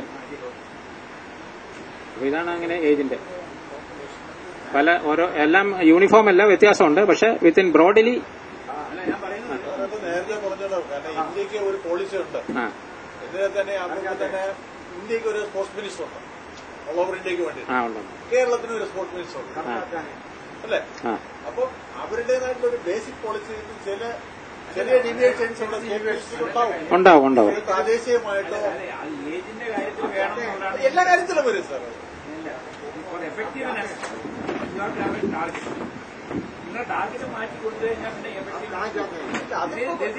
സാർ ഇന്ത്യ എന്ന് പറയുന്ന ഒരു രാജ്യമായിട്ട് നമ്മളെ കണക്കാക്കി കഴിഞ്ഞാൽ നടക്കില്ല. 26 രാജ്യമാണ് ഇപ്പൊ കണക്കാക്കിയിട്ട് വേണം പോകാൻ. അത് ഓരോരുത്തർക്കും അവരുടെ കാരണങ്ങളുണ്ടാവും. പ്രാദേശികമായിട്ടും വിദ്യാഭ്യാസപരമായിട്ടും അല്ലെന്നുണ്ടെങ്കിൽ സാമൂഹികപരമായിട്ടും അല്ലെങ്കിൽ റിസോഴ്സ് പരമായിട്ടൊക്കെ നോക്കുമ്പോഴത്തേക്ക് ചെറിയ വ്യത്യാസങ്ങൾ അതിനനുസരിച്ചുള്ള ഡീവിയേഷൻസും കൊടുത്തിട്ടുണ്ടാവും. ഇപ്പൊ തന്നെ ഇലക്ട്രിസിറ്റിയുടെ കാര്യം നമുക്ക് നോക്കിയെടുക്കാം. ഇപ്പൊ എന്ത് പറ്റി? ഇപ്പൊ പറയുന്ന ആന്ധ്രയെക്കാട്ടിയും കർണാടകത്തിനെക്കാട്ടിലും കേരളം കൂട്ടിയിട്ട് പോലും കേരളത്തിൽ കുറവാണെന്ന് പറയുന്നത്. എന്താ ഓൾ ഓവർ ഇന്ത്യ പോളിസിയായിട്ട് കൊണ്ടുവരാൻ കൊണ്ടുപോയി. ഫോർ എക്സാമ്പിൾ 25 വയസ്സിൽ ഒരാൾ അൺഎംപ്ലോയിഡ് ഇരിക്കുന്നത് 40 വയസ്സിൽ ഒരാൾ അൺഎംപ്ലോയിഡ് ഇരിക്കുന്നത് തീർച്ചയായിട്ടും വ്യത്യാസമുണ്ട്. അതുകൊണ്ടാണ് ഞാൻ പറയുന്നത്. അപ്പൊ ഇതിനകത്ത് യൂത്ത് പോപ്പുലേഷൻ അൺഎംപ്ലോയിഡ് എടുക്കുകയാണെങ്കിൽ ഡിഫറൻസ് ഉണ്ടെങ്കിൽ 25 വയസ്സ് തൊട്ട് 40 വയസ്സ് ഒരുത്തരം അൺഎംപ്ലോയ്മെന്റ് ഇരിക്കണമെന്നുണ്ടെങ്കിൽ ഈ സൊസൈറ്റിയാണ്. അല്ല, അൺഎംപ്ലോയ്മെന്റിനെ പറ്റി പറയുന്നതെന്ന് വെച്ചാൽ മൊത്തം ഏറ്റവും കൂടുതൽ അൺഎംപ്ലോയ്മെന്റ് യൂത്തിന് ഇടയിലാണ്. എല്ലായിടത്തും ഉണ്ട് അൺഎംപ്ലോയിഡ്. 50 വയസ്സുള്ള അൺഎംപ്ലോയിഡ് ആയിട്ടുള്ള ആളുണ്ടല്ലോ. പക്ഷെ ഏറ്റവും കൂടുതൽ കാരണം അവരെ എംപ്ലോയ്മെന്റിലേക്ക് ഇൻഡക്റ്റ് ആയിട്ടില്ല. മറ്റവര് കുറച്ച് ജോലി ചെയ്തിട്ട് പിന്നെ ജോലി പോയവരായിരിക്കും. അല്ല, തീരെ ജോലി കിട്ടാൻ അർഹതയില്ലാത്തവരായിരിക്കും. യൂത്തിന്റെ വികാരങ്ങളും 40 വയസ്സിനെ 50 വയസ്സിനെ അപേക്ഷിച്ചിട്ട് വളരെ വ്യത്യാസമാണ്.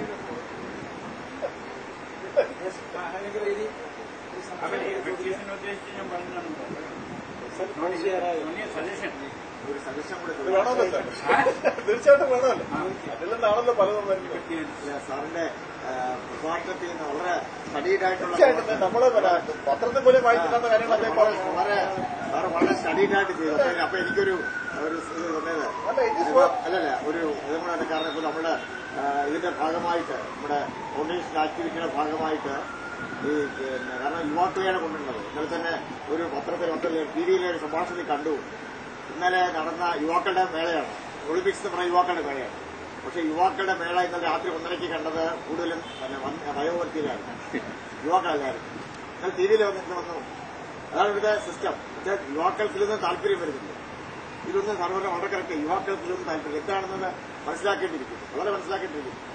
അപ്പോൾ അതിനൊക്കെ വേണ്ട ഒരു സർവേ, അടിസ്ഥാന സർവേ വേണം, ജനങ്ങളുമായിട്ടുള്ള ഒരു സംവാദം വേണം, യുവജനങ്ങളുമായിട്ട് സംവാദം. അതൊക്കെ വേണ്ടിയായിട്ട് ഒരു യാത്ര നടത്തില്ലാത്തതുണ്ട്, ഒരു മാസ് കോൺടാക്ട് പ്രോഗ്രാം. നമ്മുടെ 9ാമത്തെ യാത്ര നമ്മൾ 9 എണ്ണം നടത്തി. അതിൽ ഇതാണ് അതിന്റെ മെയിനായിട്ട് 9ാമത് ജനവിജ്ഞാൻ ജാഥ. അതിന്റെ നിങ്ങളുടെ ഐ വാണ്ട് യുവർ അഡ്വൈസ് ഒരു ക്യാപ്സ് എങ്ങനെ വേണമെന്നതാണ്.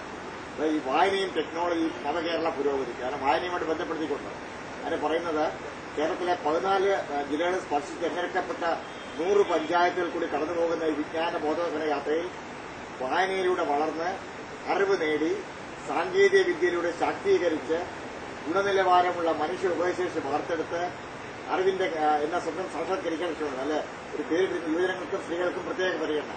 അതിന് പേരിടാനാണ് പ്രശ്നം വഹിക്കുന്നത്. അറിവിന്റെ കേരളം, അഭിമാന കേരളം എന്നുള്ളതാണ് ക്യാപ്ഷൻ ആലോചിച്ച് വെച്ചിരിക്കുന്നത്. അതിനിടെയൊക്കെ ഒരു ഇൻപുട്ട് വേണ്ടിയിരിക്കുന്നു. കാരണം ഇവിടെ ഒരുപാട് ക്യാപ്ഷൻസ് ഉണ്ട്. യുവകേരളം, നവകേരളം, പിന്നെ സാക്ഷര കേരളം, സമ്പന്ന കേരളം, ഒരുപാടുണ്ട്. അപ്പൊ ഈ ഒരു രീതിയിൽ അറിവിന്റെ കേരളം, അഭിമാന കേരളം, അതെന്ന് നിങ്ങളുടെയൊക്കെ ചിന്തയും ഒക്കെ ഒന്നിൽ വേണം. സാധാരണ പറയുന്ന പോലെ പൂച്ച വെളുത്തതോ കറുത്തതോ എലിയെ പിടിക്കാൻ പ്രാപ്തിയുണ്ടോ? അല്ലെങ്കിൽ നമ്മൾ ഉദ്ദേശിക്കുന്നത് ഒരു ക്യാപ്ഷനിൽ ഒരു വേർഡ് അങ്ങോട്ടും ഇങ്ങോട്ടും മാറി നമ്മൾ ഒന്നും സംഭവിക്കാൻ പോകും. മലയാളത്തിൽ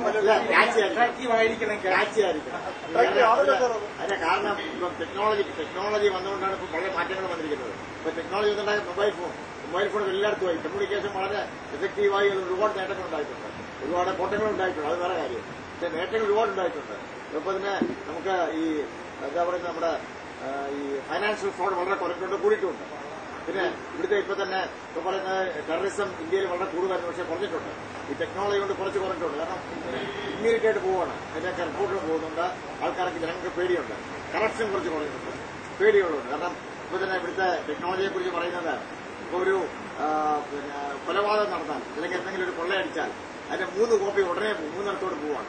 CBIക്ക് പോവും, നാഷണൽ എന്താണ് IBക്ക് പോവും, പിന്നെ വേറെ നാഷണൽ ഡെവലപ്മെന്റ് ഒരു ഏജൻസി ഉണ്ടല്ലോ, ഒരു ഏജൻസി ഉണ്ടല്ലോ ഇപ്പോഴത്തെ national NIA, national investigation agency, അതിന് പോകും.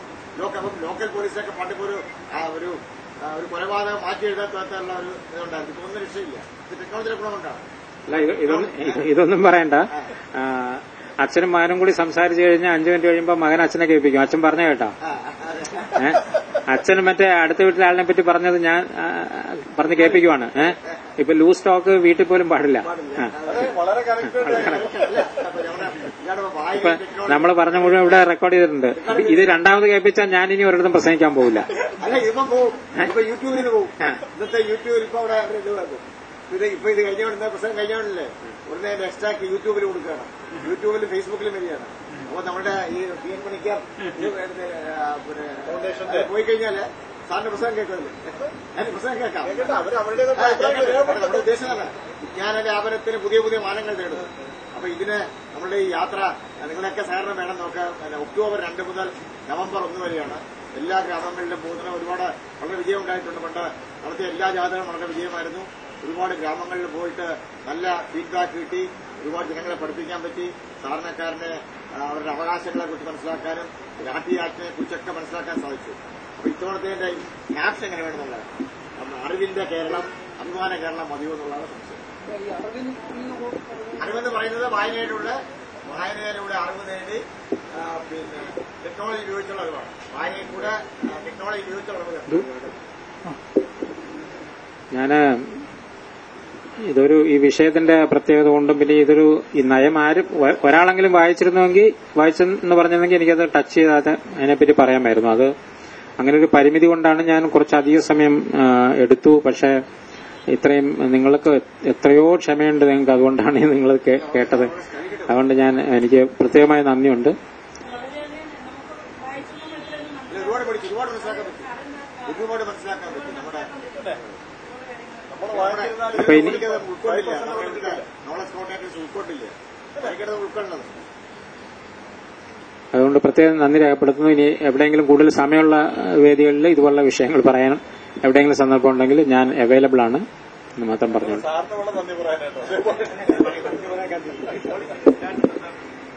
പ്രിയമുള്ളവരെ,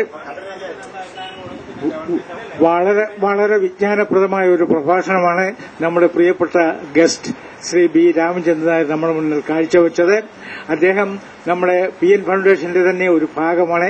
അദ്ദേഹത്തിന് നന്ദി രേഖപ്പെടുത്തുക എന്നുള്ളത് ഒരു ഔപചാരിക ചടങ്ങാണെങ്കിൽ തന്നെയും അതോടൊപ്പം തന്നെ ഒരു കാര്യം ഞാൻ പറയാൻ ആഗ്രഹിക്കുകയാണ്.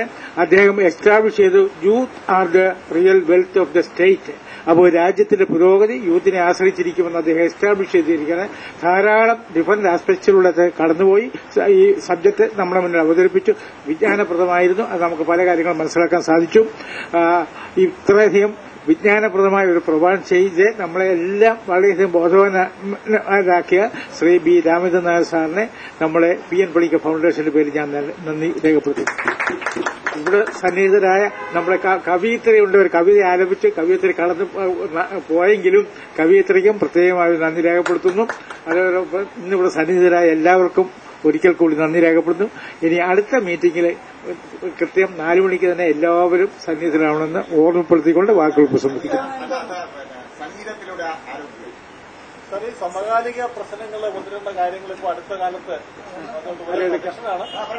സാറിനോട് ഭക്ഷ്യവിഷബാധ താങ്ക് യു സർ.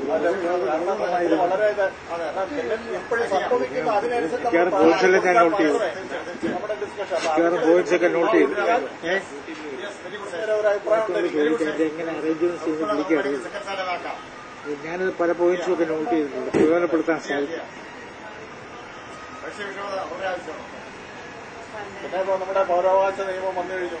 അതുകൊണ്ട് ഇപ്പൊ അതിന്റെ അതെ സേവന പൗരാവകാശം അത് വളരെയധികം പ്രയോജനം ചെയ്യും. വളരെയധികം പ്രയോജനം ചെയ്യും. അതെ, ആവശ്യമാണ്. കറണ്ട് സബ്ജക്ട് ഇലക്ട്രിസിറ്റിയുടെ പ്രോബ്ലംസ്, ഭക്ഷ്യവിഷബാധ കേരളം കാണാൻ ചിന്തിക്കാൻ പറ്റാത്തൊരു കാര്യമാണ്. കേരളം ചിന്തിക്കാൻ പറ്റാത്തൊരു സ്ഥിതിയിലേക്ക് പൊയ്ക്കൊണ്ടിരിക്കുന്നത്. ഇലക്ട്രിസിറ്റിയുടെ കാര്യത്തിൽ ഇപ്പോൾ ഒരു വീടിന് റെന്റ് കൊടുക്കുന്ന പോലെ തന്നെയായിരിക്കും ഒരാളുടെ ഒരു കുടുംബത്തിന്റെ എക്സ്പെൻസ്. ഇല്ല സാർ, 5000 രൂപയ്ക്ക് ഒരു വീട് കിട്ടും, 4000 രൂപ ആകട്ടെ കറണ്ട് ചാർജ്. സാർ, ഞാൻ 3800 രൂപ കൊടുത്തു കഴിഞ്ഞ മാസം. ഇപ്പോൾ ഈ മാസവും 3400 കൊടുത്തു. ഞാൻ പണ്ട് കൊടുത്ത എത്ര 40, 50, 60 അല്ലെങ്കിൽ 170, 300 രൂപ. എന്റെ ഇൻകം വർദ്ധിച്ചല്ല, ഇത് ഒറ്റ 6 മാസം കൊണ്ടുണ്ടായ ഇൻക്രീസ്. 1000 ചില്ലാനത്തിലൊക്കെ നിൽക്കുകയായിരുന്നു. 2000, 3000 ഒക്കെ ചാടിയത് അടുത്ത കാലത്ത്. അത് ഇപ്പൊ ഇംഗ്ലീഷിന് ശേഷമുള്ള സാറിന്റെ കാൽക്കുലേഷൻ ആണോ അത് ഇപ്പൊ കഴിഞ്ഞ പ്രാവശ്യം പേ ചെയ്തോ? അല്ല, എനിക്ക് കിട്ടി. എനിക്ക് ബില്ല് ഞാൻ ചെന്ന് ചോദിച്ചു ബില്ല് വാങ്ങാൻ. അത് 3200 രൂപയാണ്. 3200, 3320. എന്നിട്ട് ഞാൻ വളരെ കുറച്ചു. ഞാൻ കാണുന്ന ബൾബെല്ലാം സ്വിച്ച് ഓഫ് ചെയ്തു വീട്ടിലെ. ആവശ്യമില്ലാതെ വെറുതെ ഇടുന്നതൊക്കെ ഈ കഴിഞ്ഞ മാസം. കാര്യം 1000 എങ്കിലും കുറയ്ക്കണമെന്ന് വിചാരിച്ചു. കുറഞ്ഞില്ല. ഇനിയും വീണ്ടും കൂടാൻ പോവാം. സാറ് പിന്നെ ഇപ്പൊ ഇത് ഹീറ്ററോ അല്ലെങ്കിൽ AC-യോ അല്ലെങ്കിൽ മറ്റു കാര്യങ്ങളോ ഉപയോഗിക്കുന്നുണ്ടെങ്കിൽ AC റേർലി ഇടുന്നു. വാട്ടർ ഹീറ്റർ വല്ലപ്പോഴും വിളഞ്ഞുള്ളതാണ്. ഇതൊക്കെ ഒരു ആവശ്യമുള്ള ഘടകമാണ്. ഇസ്തിരിപ്പെട്ടി വല്ലപ്പോഴും യൂസ് ചെയ്യും. ഇതൊക്കെ ചെയ്തുകൂടാൻ പറ്റുന്ന കാര്യങ്ങളുണ്ട്. ലൈൻ ആദ്യം പരിശോധിക്കണം. അവർക്ക് വയറിംഗ് ലൈറ്റ്സ് എല്ലാം സേഫിലാണ്. അല്ലാത്ത സേവില്ല. പിന്നെ ചെറിയ ട്യൂബാണ് ഇട്ടിരിക്കുന്നത്. പത്രത്തിൽ മാറ്റണം. മെല്ലിച്ച ട്യൂബായിട്ടിരിക്കുന്നത്. അതിന്റെ കാര്യമില്ല. അത് 20 വാട്ട്സ് എടുക്കും. 20 വാട്ട്സ് മെല്ലിച്ച ട്യൂബിന്റെ അവിടെ ഇട്ടിരിക്കുന്നതിന് സാറ് 10 വാട്ട്സിന്റെ ഒരു സേഫില്ലാന്ന് പകുതി അവിടെ പറയുന്നില്ലേ? ഞങ്ങള് 399 രൂപ കഴിഞ്ഞ 2 മാസം കൊണ്ട് കൊടുത്തത്. ഞാൻ 3400 വയറിംഗിൽ എന്തോ വേറാറുണ്ട്. കഴിഞ്ഞ 6 മാസം മുമ്പ് വരെ ഒന്നും അസാധാരണ ഒന്നും തോന്നിയില്ല. ഈ ഇൻക്രീസിന് ശേഷം ഇലക്ട്രിക്കൽ ഫോൾട്ട് എപ്പോഴും വരാം. വരാൻ പാടില്ലെന്ന് ഞാൻ പറഞ്ഞു. ഇങ്ങനെയാണ് ഇങ്ങനെ എത്ര യൂണിറ്റ് അതിനൊന്ന് ചെക്ക് ചെയ്യാം.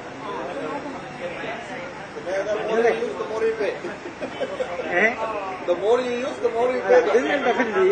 പക്ഷെ നമ്മൾ ഡിസ്പ്രൊപ്പോർഷൻറ്റ് ആകുന്നു. 6 മാസം മുമ്പുള്ളത് ഇപ്പോഴുള്ളത് നമ്മൾ വല്ലാണ്ട് മാറി. അന്ന് കുറച്ചുകൂടെ ബൾബ് ഉപയോഗിച്ചു. ബാക്കിയുള്ള ബൾബ് ആവശ്യമില്ലാത്ത ബൾബൊക്കെ ആകുമ്പോൾ ഫാനിന്റെ സ്വിച്ചസ് പഴയ കാലത്തെ റെഗുലേറ്റർ ആണെങ്കിൽ അതൊക്കെ മാറ്റിയിട്ട് ഇലക്ട്രോണിക് സ്വിച്ച് ആക്കണം. ഫാനിലേക്ക് റീമൈൻഡ് ചെയ്യണം. അതിന് ഒരുപാട് കാര്യങ്ങളുണ്ട്.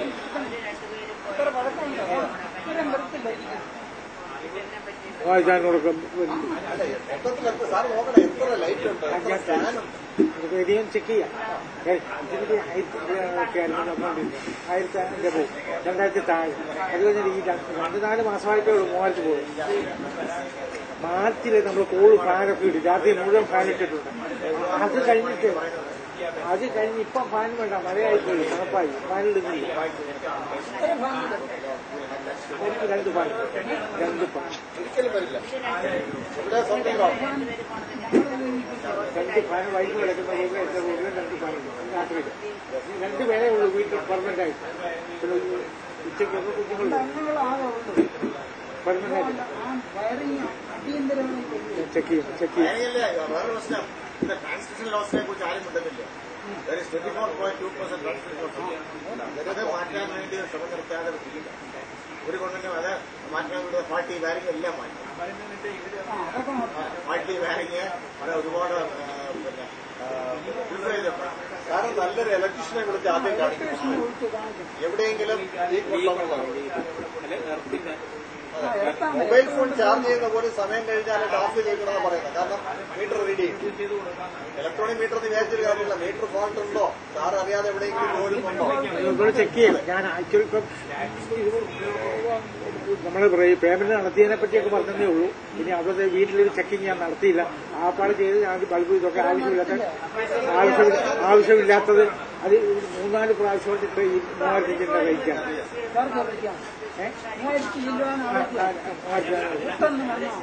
ഈ കഴിഞ്ഞ 2-3 പേയ്മെന്റ് ശരി സെറ്റാക്കി.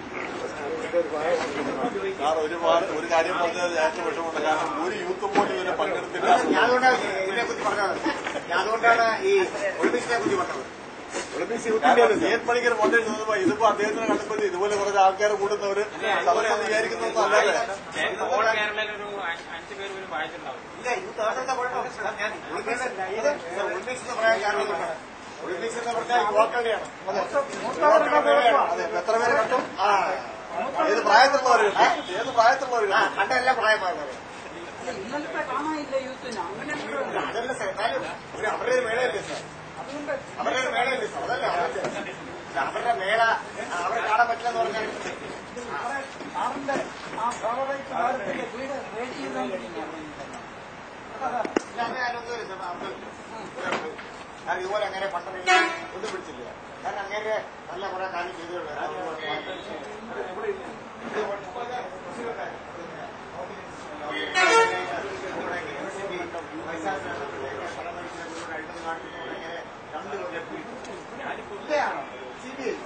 പീഡിപ്പിച്ചു. ഞാൻ സ്വന്തമില്ലാതെ അതുപോലെ കംപ്ലൈന്റ്. അപ്പോൾ ഞാനൊരു 100 സജഷൻസ് കൊടുത്തിരുന്നു.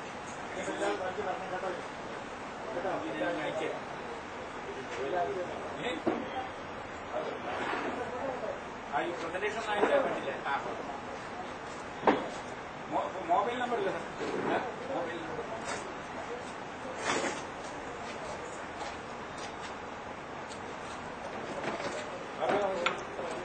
ഞാൻ കണക്ട്